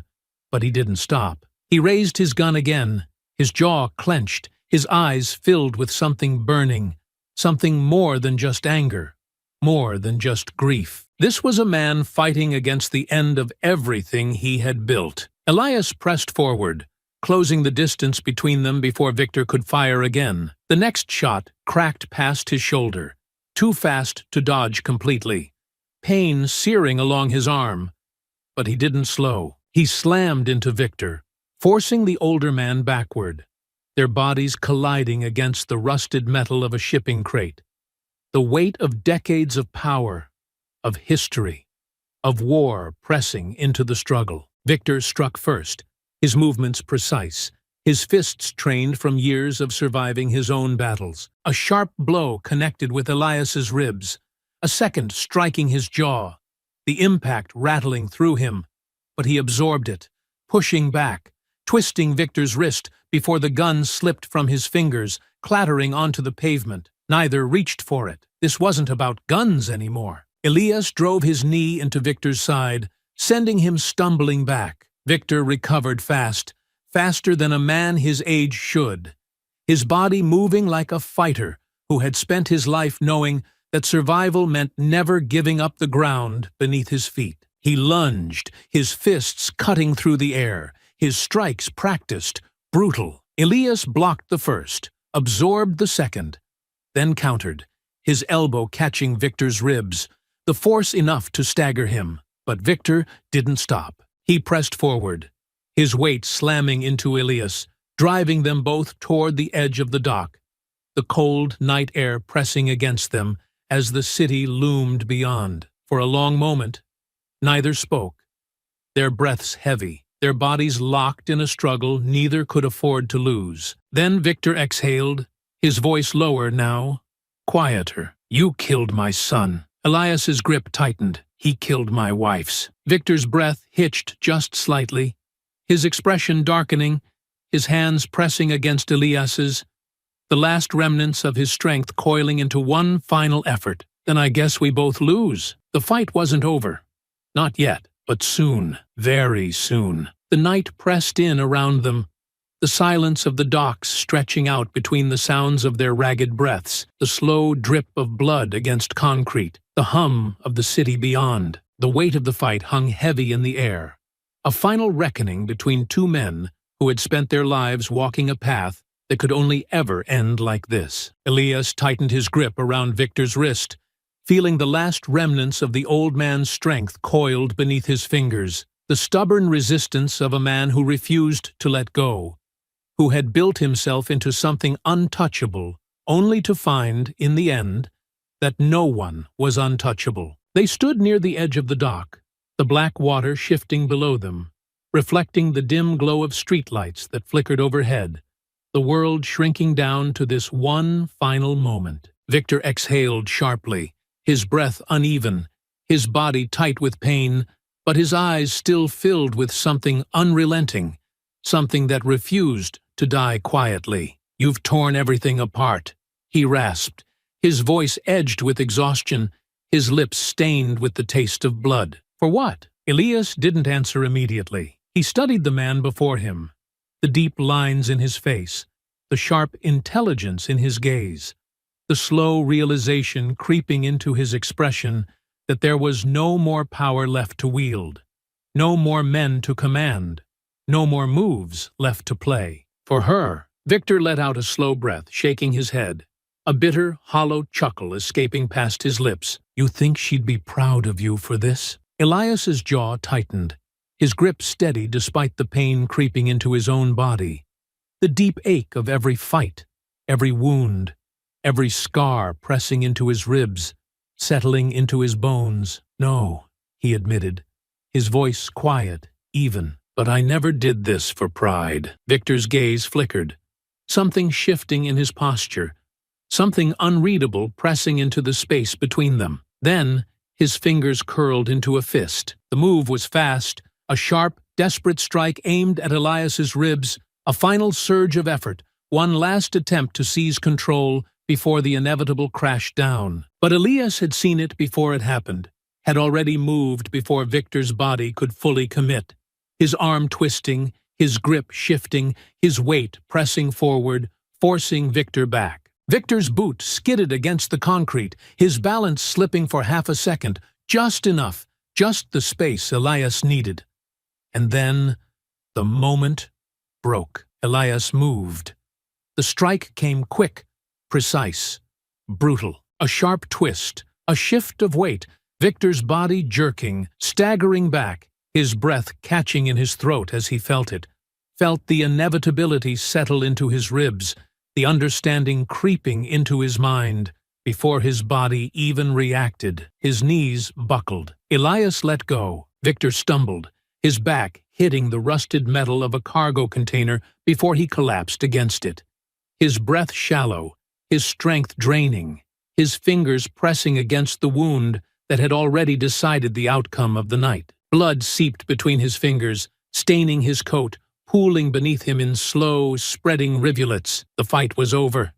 The empire was finished. Victor exhaled, his body sagging against the cold steel behind him, his head tilting slightly as he looked up at Elias, his eyes carrying something quieter now, something stripped bare of the weight of power, of legacy, of everything that had defined him. He had ruled for decades, had crushed men under his heel, had built an empire from nothing and shaped it into something untouchable.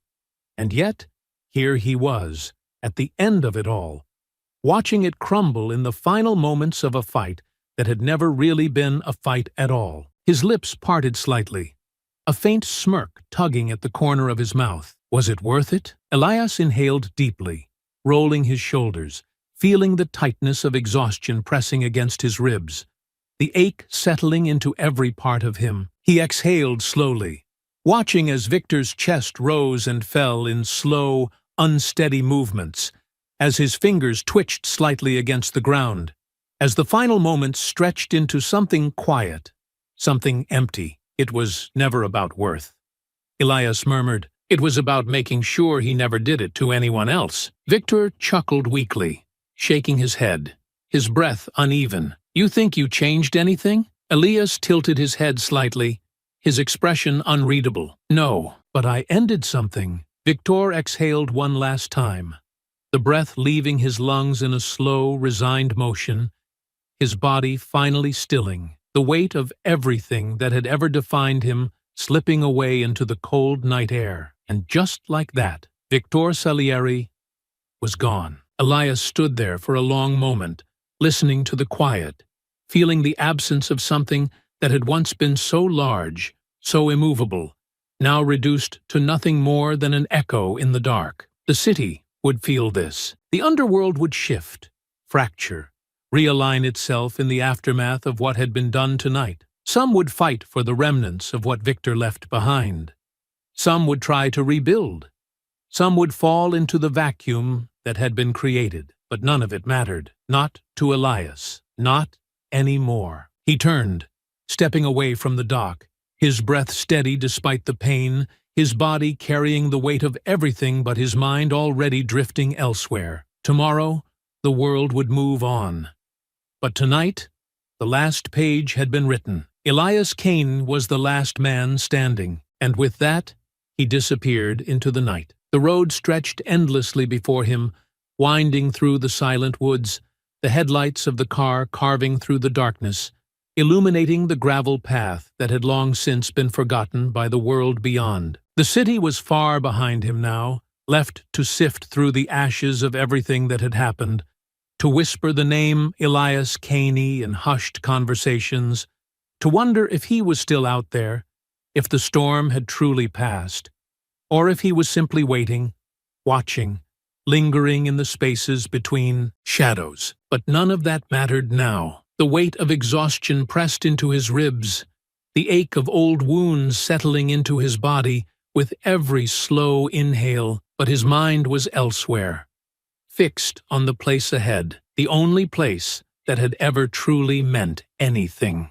The cabin stood where it always had, untouched by time, nestled deep in the heart of the trees, its wooden frame weathered but strong, its presence carrying the quiet stillness of something sacred, something unshaken by the world beyond. The air was cold, crisp with the scent of pine and damp earth, the whisper of the wind rustling through the branches overhead, the only sound that filled the emptiness. Elias stepped out of the car, his breath visible in the night air, his fingers flexing slightly against the weight of exhaustion pressing into his limbs. His movements were slower now, deliberate, every step carrying the heaviness of a man who had finally reached the end of a road he had never wanted to walk. The grave was still there, just behind the cabin, where the trees stretched high above, where the world felt quieter, where the past had been laid to rest beneath the earth. He approached slowly, his gaze settling on the weathered headstone,